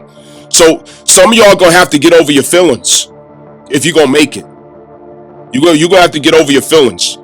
Sagittarius is dirty gritty, okay? I'm a fucking barbarian. So if I give you something, it's gonna have dirt on it. If I give you something, it's gonna be oily and greasy. Alright? It's gonna be shitty and dirty. So you gotta wash it off. That's all I can tell you. So if you're going to be crying every time I hand you something with dirt on it, you don't know what value is. If I hand you a rock of gold and it got dirt on it, you gonna turn down the rock of gold just because it got dirt on it? Or you gonna understand all you gotta do is wash it off and then take it and melt it down and turn it whatever you want, cash it in? Come on, I need you to be mature here. Serious though, don't lose me. So, Sorry, I don't understand. Siri's talking. Shut up, Siri. So anyway, the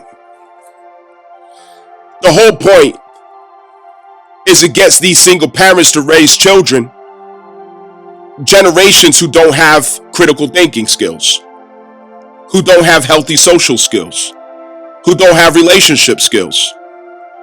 Only thing you're good for is going to college to be trained, not educated. Listen, to be trained, not educated. Trained to make us more money, not educated. What you're good for is consuming and spending, chasing your desires, but not creating an impact in the world. Because you were not manufactured to be thinkers. You were not manufactured to be creators. You were not manufactured to be brilliant. You were not manufactured to have power. You were manufactured to be used. And through single parenting, that becomes a reality. Without fathers, there are no more icons. There's no greatness. There's no genius that can be refined. Only a father can refine genius out of a child. Only a father can refine greatness out of a child. Only a father can refine an icon out of a child. A woman does not do that.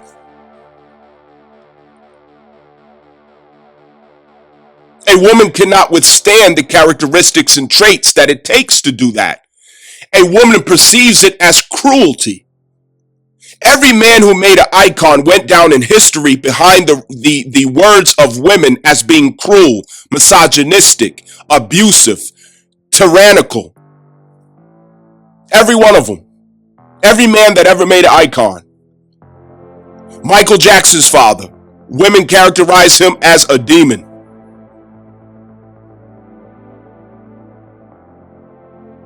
Whitney Houston, her father. They characterize him as a demon. Ike Turner, they characterize him as a demon. Every man that ever made an icon, they characterize him as a demon. Every last one of them. There's nothing good that a man can do in America. Every man that ever lived in America was a demon, if you let women tell it. But only a man has ever created icon. Custom model Mike Tyson. We could go on forever with it. Venus and Serena Williams, who made them? Who made them great? A humble black man with a nappy ass head. Sitting in the crowd, looking like he sit under the tree with a Mad Dog 2020. Just as humble as ever. If you didn't know who he was, you would overlook him. He's not flashy. But if you and me could go to California during the days when he was teaching and training Venus and Serena Williams, 99% of y'all females will look at the situation and say, oh, that's too cruel. That's just mean. That's misogynistic. Why you do them girls like that? But look what it produced. Fathers are always vilified for doing exactly what the fuck God sent them to do. God didn't send women, God didn't send man to do what women want them to do. God did not send man down to fucking earth to raise children according to her likes, but in balance of the consideration of her likes and needs and interests. In balance. But this is a country where men get vilified for being exactly who they're supposed to be. Yeah, we're the bad guys. but yet with a saving grace. And when you push us out, what happens? Look at the black community, and you don't have to think. You don't have to wonder. The black community is the best living example of what will happen to your children, what will happen to your family, what will happen to you if you continue to vilify men, to push men out, to alienate men, to alienate fathers, to mischaracterize them as being tyrants, evil, villains, misogynistic. There's a reason why a father prefers to watch his son full of scabs, cuts, and scrapes, figuring out how to get himself up after falling off a bike. But a woman can't resist but to rush and help and nurture that child after it falls. Is either one of them wrong? No, both of them are right. But they're both right within their own jurisdiction, within their own authority. They're both right. And both have to be who they are. But if you leave a child to have one of those parenting dispositions without the other, the child is imbalanced. The child will grow up trying to supplement what it didn't get, and that will turn into a 12th house crisis. That will turn into a Mars Cancer crisis. Supplementation. And as Americans in the Western world overall, we're trying to supplement the loss of the father, the lack of the father. We're supplementing also the lack of love that we needed from the mother. Because mothers, as single parents in the Western world, they turn to their corporate ambitions, their college ambitions, their educational ambitions as a priority rather than mothering their children. And climbing the corporate ladder has become their obsession. And they sold the emotional security of their children in order to obtain it.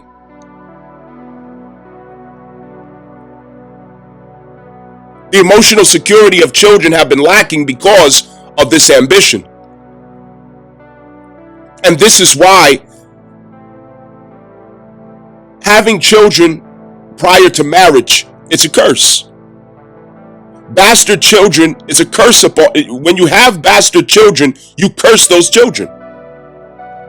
You curse them.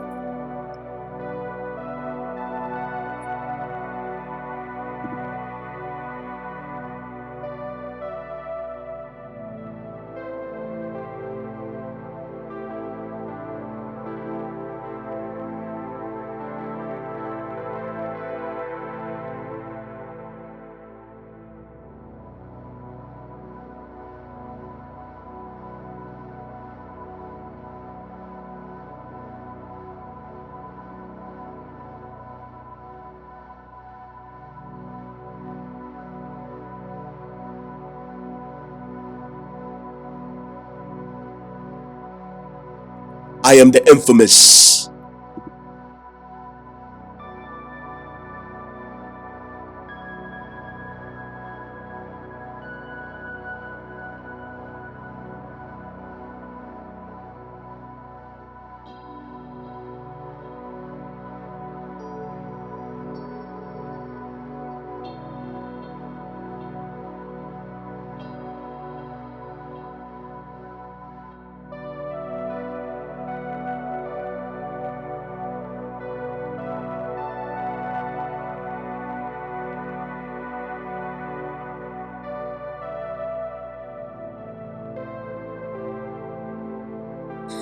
Because no life, no soul was supposed to come into this world without the balance of mother and father contributing to its development. When you do that, your delusions, your fancy words, it doesn't make up for the fact that that child has to supplement throughout its life to make up for what was missing at the fourth house. The fourth house has to begin with the mother and father's contribution and balance and harmony. There's no such thing as, oh, I turned out right. No, you didn't. Because somewhere in your life, you're supplementing to make up for what you didn't get in that fourth house. There's no way to make up for the lack of mother's love and the lack of father's authority. You can't make up for that. Because nothing in life can replace the mother and the father. Nothing. Nothing in life can replace that. Nothing. I don't care what fancy speech you put behind it. Oh, my child got all these degrees. They're successful. They got a business. Yeah, okay. But you don't know what perversions this child has when the lights go off. You don't know what perversions they have in private, in privacy of their own home. You don't know what they're suffering. You don't know. People show you what they want you to see. People let you see what they're not ashamed of you seeing. That's what I know. You have to supplement for that. It's just like a lack of vitamin. You know, if you have a vitamin or mineral deficiency, you supplement. When children lack the father's contribution in their life, you end up having to supplement the sun and Saturn to catch up. The sun represents vitamin D, D3, and the bridge between that is K2 to reach Saturn. Remember, write the shit down that I'm saying. Don't just let me fucking talk and you're picking your nose, you're licking the window, but you're not writing shit down. Come on, you're doing me a disservice. This shit is free. How much free shit you want? Y'all niggas love free shit. But when something is free, you don't appreciate it. You don't cherish it. You don't respect it. That's the truth. And that's why I'm gonna be changing a lot of this shit. Like for real. Like your free days is behind you. I'm not doing this shit for free no more. Like for real. Niggas is ungrateful. It's 90 bitch ass niggas out there that watch, don't give no contribution, no comment, no likes, no nothing. But niggas is watching and absorbing. 90 subscribers out there who just hiding and lurking in the fucking dark. Understand? That's that bullshit. But anyway, the sun is what gives the vitamin D, the D3, and between that, the K2 is what connects them to Saturn. And Saturn is the calcium. Now, when you have the calcium involved, sun brings into the situation magnesium and potassium. When you combine all of these minerals, you have a healthy heart and cardiovascular system. You have a healthy function between the cardiovascular system, the nervous system, and muscular atrophy. Okay? So, as above, so below. As minerals are, is so as spiritual principles are. This is what I know. Okay? Because minerals are the middle ground of orishas and spiritual functions. Now, when a child doesn't have the sun and Saturn in the life, which is the presence of the father and the father's authority, the supplementation ends up coming through Saturn, Saturn situations and circumstances, and sun situation circumstances, but in detriment. And what that looks like is Saturn, you go to prison. You lose privileges in life. You have restrictions and you have prolonged karma. And if you're a young girl, you end up having a baby very early, and that places the ring of Saturn around you where it restricts your freedom so that you can concentrate on lessons and supplementation of discipline, order, structure, obedience that you didn't learn from a father. You also realize the need to respect and honor men, because you're looking at a child who needs you to have a man in your life for the sake of that child. So it manifests all over again. And when it comes to the vitamin D3 and D, K2, magnesium, potassium, this is based on releasing restriction of the heart. The heart becomes restricted when you don't have magnesium, when you don't have potassium. The muscles become constricted without magnesium and potassium. You clench up. Then your veins, your venules, your arteries, it becomes tight as well. Your blood pressure goes up. All of these different things. You become tense. And this reflects a person who is closed off to love. And that son becomes narcissistic. It becomes arrogant. It becomes a tyrant. It blocks out love. It blocks out compassion. It blocks out softness. So that magnesium is what allows it to release so that you can incline yourself to love actively. But love from Leo. And loving from Leo is generosity and care.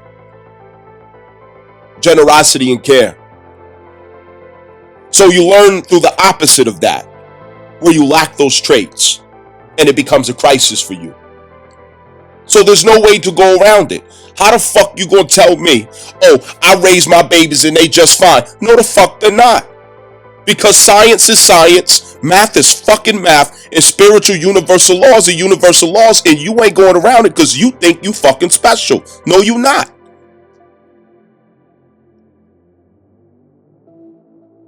We have to fix these things. Cancer Mars is getting us down at the bottom of how this all has been affecting us. Understand? So now, as far as cheating, let me get to that part. Now that I set all that up.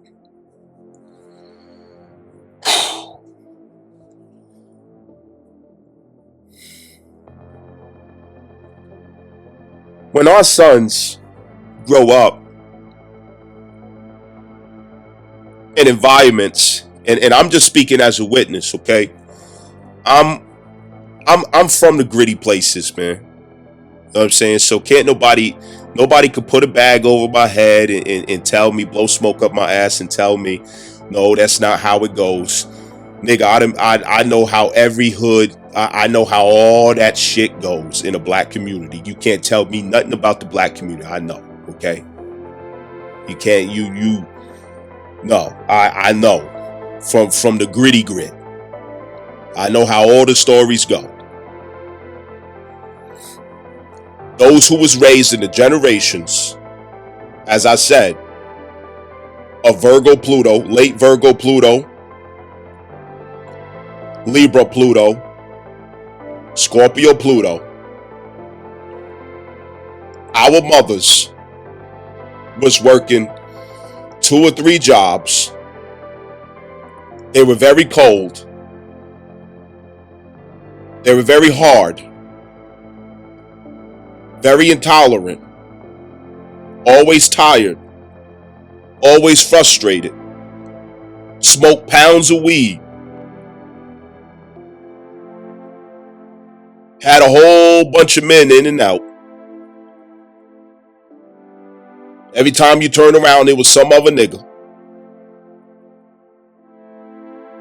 Dirty language. Full of cuss words. Talk to kids like some rough ass sailors. Like prison cellmates. Shut the fuck up. No little nigga. You ain't getting no fucking noodles. If y'all don't shut the fuck up before I come in there and bust you in your mouth. You know what I'm saying? All that shit. We was raised like this. And it not just black folks. You know what I'm saying? It was a generational thing. White folks was raised like this too back in them days. Single parent women get very hard and callous because they're irritated. They're scared. They live in fear every day. They never feel emotional secure. And they're always seeking for the next opportunity to give them a greater level or sense of security. And they usually try to solve it through manipulation. They try to solve it by their pussy. They try to solve it between their legs. If they don't do that, they solve it by being a workaholic. And both extremes bears down on the child to where she's emotionally unavailable. And that's the bottom line. Single women Single parents, single parent mothers are emotionally unavailable. They do not know how to regulate their emotions. They don't know how to stabilize their emotions. That's why women who have children, they need husbands, because the husband is a stabilizer of their emotions. The husband is there to ground her emotions. The husband is there to manage her. Because if a man is not managing the woman, she will be a tyrant over the children. She will abuse the children, knowingly and unknowingly. And I seen this all my life, so can't nobody tell me that what I'm saying is not true. No, nobody. I wish somebody would say I ain't telling the truth. I wish somebody would tell me I'm not telling the fucking truth, because this is what I know. We have normalized verbal and emotional abuse from black women, from black mothers to children. Verbal, emotional abuse. So the same way they accuse the fathers and husbands of being abusive, so-called, they became abusive to their children. They became tyrants to their children. They became misogynistic to their children. The same way they refuse to be married anymore to a man who is so-called, according to what they claim, abusive or tyrannical to them, talking to them any old kind of way. You ain't gonna talk to me like this. You calling me all kind of this and call me out my name, and you doing this and you doing that. Okay, but you turn around and you do the same thing to your kids. You talk to your kids the same way that you left your husband for talking to you for.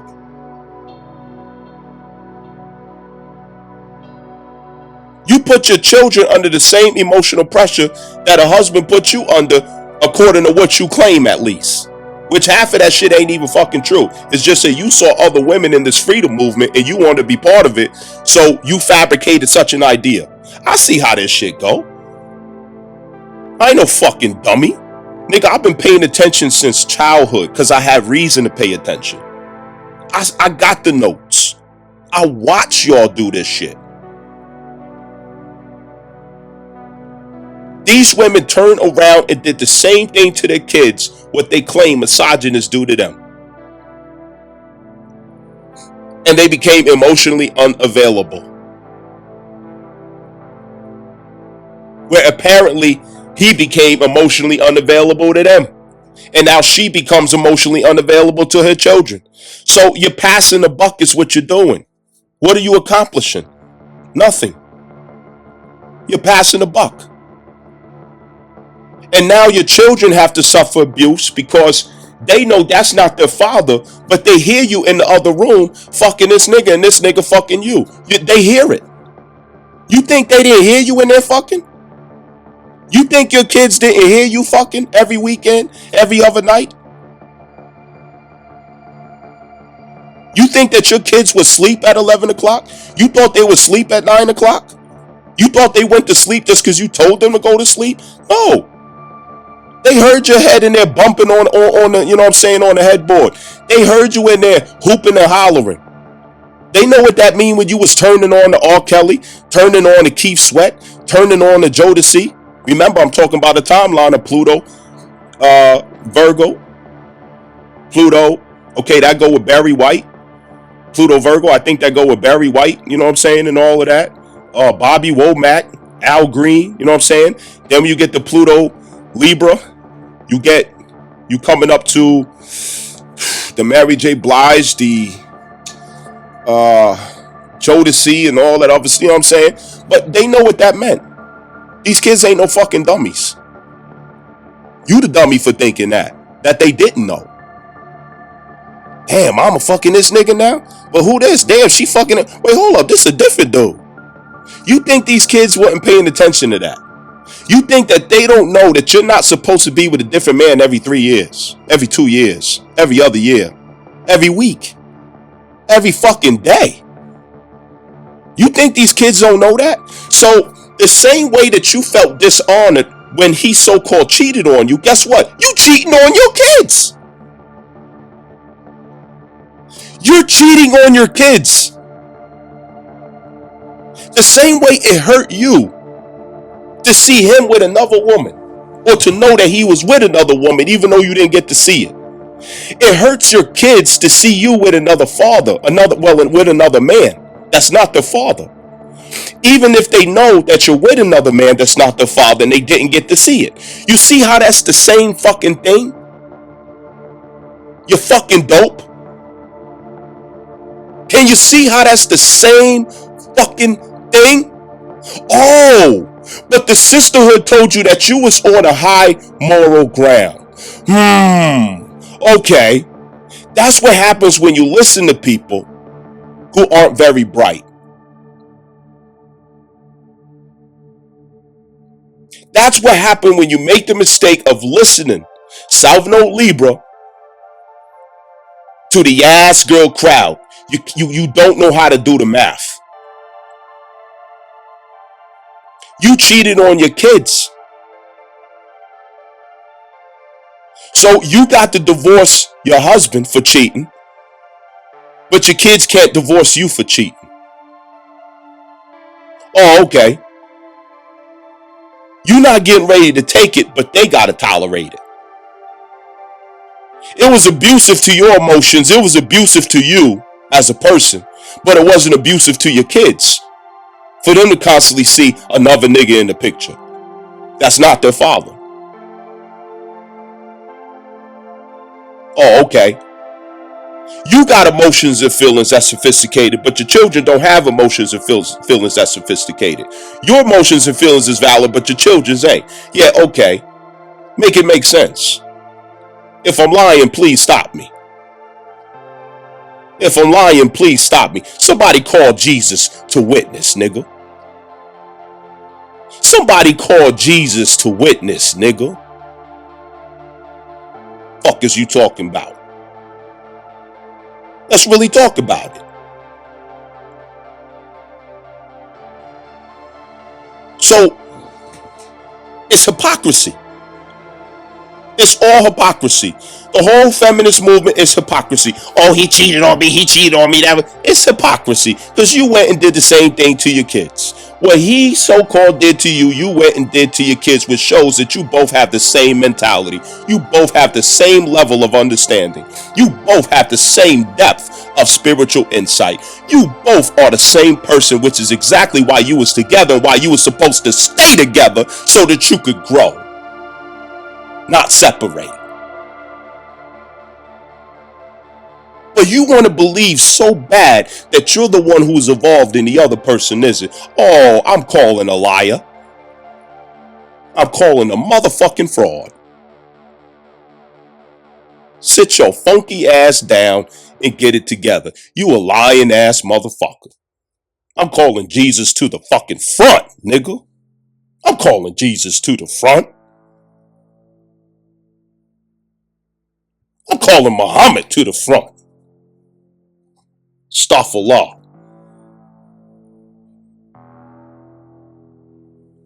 Calling Gandhi to the front. There's some liars in the house. Lord have mercy. Lying on the kids. And the children grow to supplement this, to make up for it, to make up for that trauma. Trauma can take place to the soul that the mind doesn't even recognize. You could get hit in the soul. You could get hit in the spirit. But cognitively, you don't understand it. You don't recognize it. But that spirit is going to seek medicine, healing for itself. Because it took a blow. And now your mind doesn't understand the mission that the soul is on. Why are you with this person? Why do you choose girls like that? Why do you choose guys like that? Why do you keep cheating? Why do you like being in drama? Why do you keep picking people that put you through so much pain? Why do you got such low self-esteem? You're a beautiful person. You're smart. You're successful. Blah, blah, blah. Why your self-esteem so low? These are the reasons why. The fourth house. The shit that happened at home. In early times. And as a generation of those Pluto transits in the natal birth chart, we are being addressed. We're being offered help to clean it up. There's a lot of cheating going on behind that. When young men or young women don't get the emotional security that they were seeking from the mother or even the father. You spend the rest of your life seeking that validation, seeking that feedback, seeking that emotional security through other people. And it's usually through sex or the spending of money. It's through proving yourself, proving your love by taking risks. Proving yourself, especially if it's through a Pisces disposition, you sacrifice yourself for someone. You will risk your life. And risking your life on a soul level is different than the cognitive. Let me give you an example. I know you were sleeping around with a whole bunch of people, but I'm not even going to use a condom. I know that being in a relationship with you could mean I'm going to end up going to prison because I know you're a drug dealer. I know the feds are looking for you. And I'm so devoted for you, I'm going to be sacrificial. That's Pisces. That's a Pisces crisis with the fourth house. I'm going to be sacrificial. I'm going to hide the drugs in my room. I'm going to hide the drugs in my house, even though I got babies in here. I'm going to hide your gun, even though I know you're not even registered. You're a felon. You're not supposed to have no gun. I'm going to ride around in a car with pounds of coke. I'm going to do the delivery for you, baby, because I love you so much. I love you that much. I'm going to show you how much I love you. This is a crisis. Self-sacrificial. And what you're really expressing is that, mommy, I love you so much that I'm willing to give my life for you if only you would just love me back. But instead of saying it to your mother, you're saying it to other people that remind you of your mother. You're saying it to other people that remind you of your father. Or what you imagine your father would have been or who he would have been if you don't know him.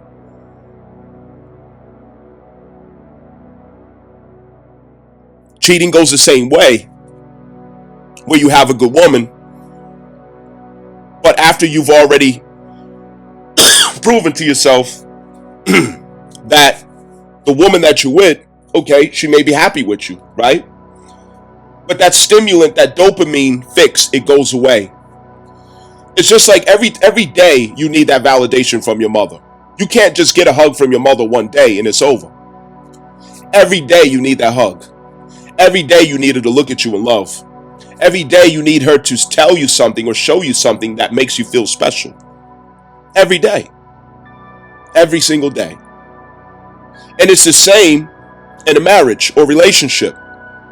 If that husband gets to a point in that relationship where he no longer feels like the hero, he no longer feels like the one who's needed so badly to be there.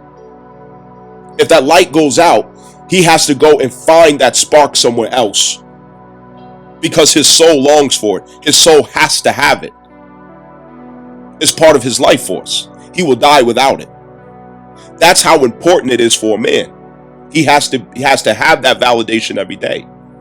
So even if the girl that works at, you could be a successful, okay, this is what women don't understand. You got all these degrees, you're successful, you got thousands, millions of dollars, entrepreneur, blah, blah, blah. Okay, great. That's nice. But if that man doesn't feel like he's your hero, he's going to find somebody that thinks he's his hero. Even if he has to go to the dollar store, the girl that works at the dollar store looks at him like a hero. That's enough. And the girl that works at Burger King, the girl who ain't even got a job at the bus stop,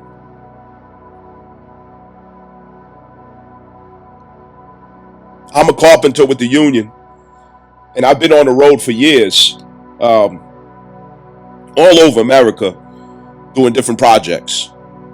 And I work with men from all over the country. And I've seen many situations where men whose marriages and relationships you would envy. It's like they have it all together. They got everything.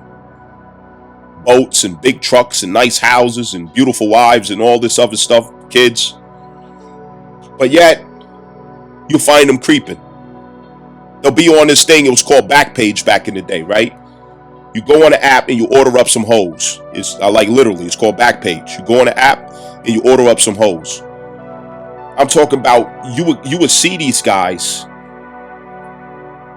in situations that you know is beneath them, and you wonder why. Like, you got everything. I seen your wife, I seen your kids, your family, you got it all together. Like, why would you know what I'm saying, this little sugar booger, what I'm saying, this little dusty damn alleyway rat you creeping with? But it's the soul. The soul has to feel like a hero. When a man has to feel like a hero in a woman's life. And when that feeling goes away, like it's not registering anymore, he's looking to be a hero in somebody else's life. Even if the way he lays that dick makes him feel like a hero after he get done doing it, that's enough right there. It's that simple. If he fucks this girl in such a way to where the reaction he gets out of her is like, yeah, I gotta be a hero if I made her do that. I gotta be a hero if I made her feel like that. That's enough right there. This is how men operate. This is how the ego of men operate. And there's no man who's listening that could disagree with me. It's innate in our ego. That feedback is enough to give them a dose of that medicine that they were really missing from the mother. So you out here being a super athlete, fucking the dog shit out of bitches. I'm talking about long stroking bitches. Got them going into fucking convulsions and having seizures and shit. You know what I'm saying? Just so you could get that feedback, that reaction of being a hero. You smoke a cigarette and you bounce. Now you got your fix for the night. You know what I mean? But really what you have to connect to is a sense of purpose with a woman intentionally, where the feedback you're seeking is not so surface. You have to understand feedback in a different way, where feedback is not so shallow and simple as, I love you, baby, you're the best. But the status of your relationship is feedback enough if you're mature and wise enough to read it. What's the status of your relationship? Your children dress better than you do. Your children are healthy, they're happy, they're always smiling. Your wife is secure. She's always talking. She's talkative. That's a good sign. She's secure. That's feedback enough. That lets you know that you're a hero. Because you know that it's because you're a good father, because you're a good husband, that your children are in a better situation than you were when you were that age. And they're happy. They're expressing themselves. They're arguing or fighting between themselves, and they seek you out for counsel, and they seek you out for, to iron out disputes. That means you're a hero. If they trust your advice, you're a hero. If they still respect you, you're a hero. If every time you talk to your woman, she's talkative, she just won't shut the fuck up, yeah, not in a negative way, but she's just telling you everything she's talking, yap, yap, yap, yap, yap, yap, yap, yap, yap, yap, yap, yap, yap, yap, yap. That's a good sign. That means you're her hero. She's secure with you. So we have to learn how to read things in different ways, where we don't have to have somebody tell us things in such frivolous ways, surface ways. We have to learn how to read the signs, read the language, to know whether we're a hero or not. Because that lets you know you're a hero. So we're getting at things like that, because this Cancer Mars transit, it gets at little things like, you don't see what I'm doing? Oh, you don't appreciate what I did? Oh, you're just taking me for granted? I'm nurturing you and I'm, going out on the end, but you just taking advantage and you don't care, or you ungrateful. No, you have to read the feedback in higher places. And that's part of the crisis. Because you will never stop cheating, sleeping around, being promiscuous, if you don't get down to the root of the problem, which is you were missing something with your mother.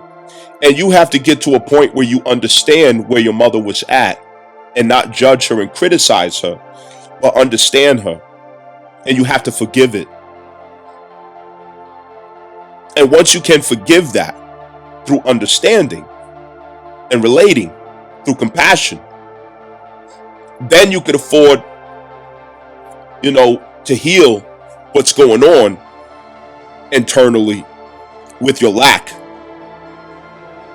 of emotional security that she should have afforded you. Now you're able to see that it was an experience, not a reality. It was an experience of lack. But the experience of lack does not determine whether or not you have lack. Because you can actively pursue supplementation through healthy means at any given time to make up for every bit of it. But it takes for you to step into your spiritual authority to pursue that. Commitment to pursue that. It's not between the legs of women. Because the only thing between the legs of women, strange women that are not your wife, is hellfire.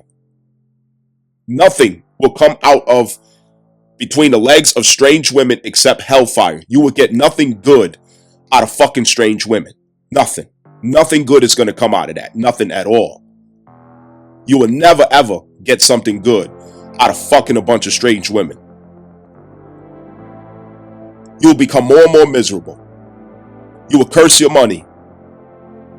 You will lose all your powers and authority. You will lose your forces. You will be zapped and stripped of your vitality. These women will hang you in this modern time. If she's not your wife, you have no business fucking her. You have no business having sex with her. There's no justification.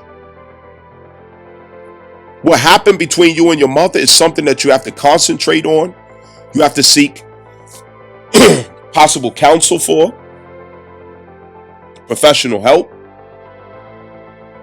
guidance, and especially a spiritual commitment to really rectify the situation and heal the situation. But it's really going to take a lot of forgiveness. But if you don't work on that, you'll never stop the cheating. You'll never stop cheating. Because you'll never be satisfied. After you fuck this girl and you fuck her real good, you're going to be proud of yourself and you're going to feel like you really did something. You were finally a hero to a woman. The way you made her scream, the way you made her holler, it validated you and it made you feel like you're supplementing. But really what you're doing is you're getting dirty pills in the alleyway. That's all you're doing. You're getting dirty pills in the alleyway. Instead of getting professional help, instead of going the right way, you're getting dirty medicine. You're getting dirty pills in the alleyway is what you're doing when you do that. And you're going to come up with something. You're going to come up with a real problem that you can't fix. It's just not the right thing to do. So I know that I started this out talking about cheating. I done went into every corner, but it took all that to talk about just this little thing.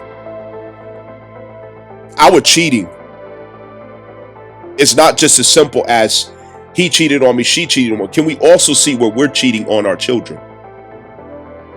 Can we also see that even though you got the long ass finger pointed at that person, say, oh, he's a cheater, that's why I left him.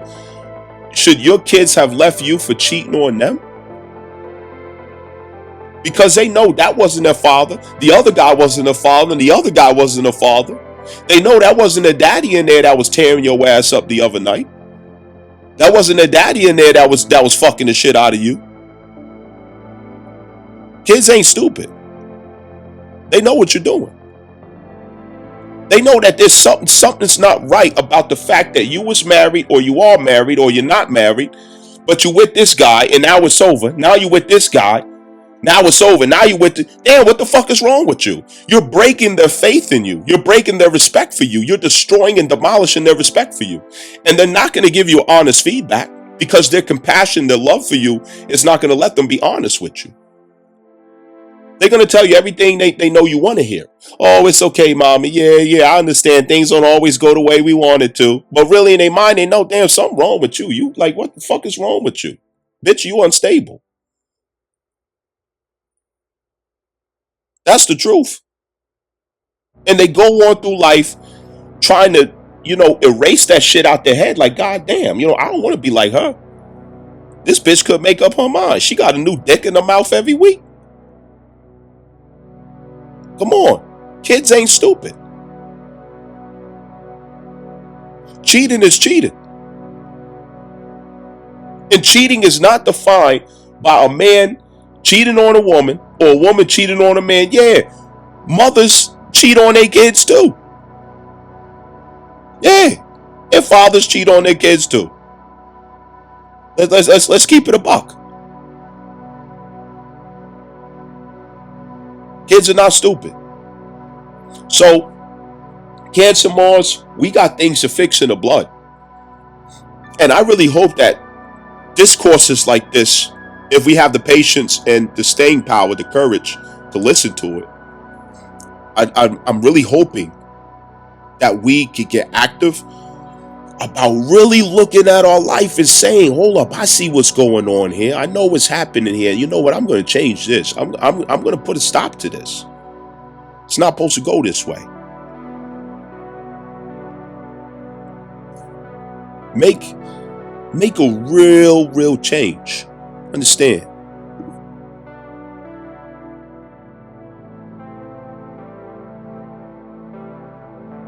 I am the infamous